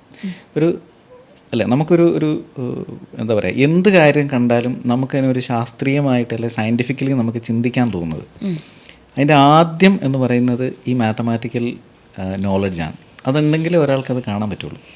ഇപ്പോൾ നമ്മളൊരു വണ്ടി പോകുമ്പോൾ എന്തുകൊണ്ട് അതിൻ്റെ ഡിസൈൻ അങ്ങനെയായി, ആ ഡിസൈൻ ഒന്ന് മാറ്റിയാൽ എന്ത് സംഭവിക്കും എന്നൊരാൾക്കൊരു ചിന്ത വരണമെങ്കിൽ ഈ മാത്തമാറ്റിക്കൽ സെൻസ് വേണം.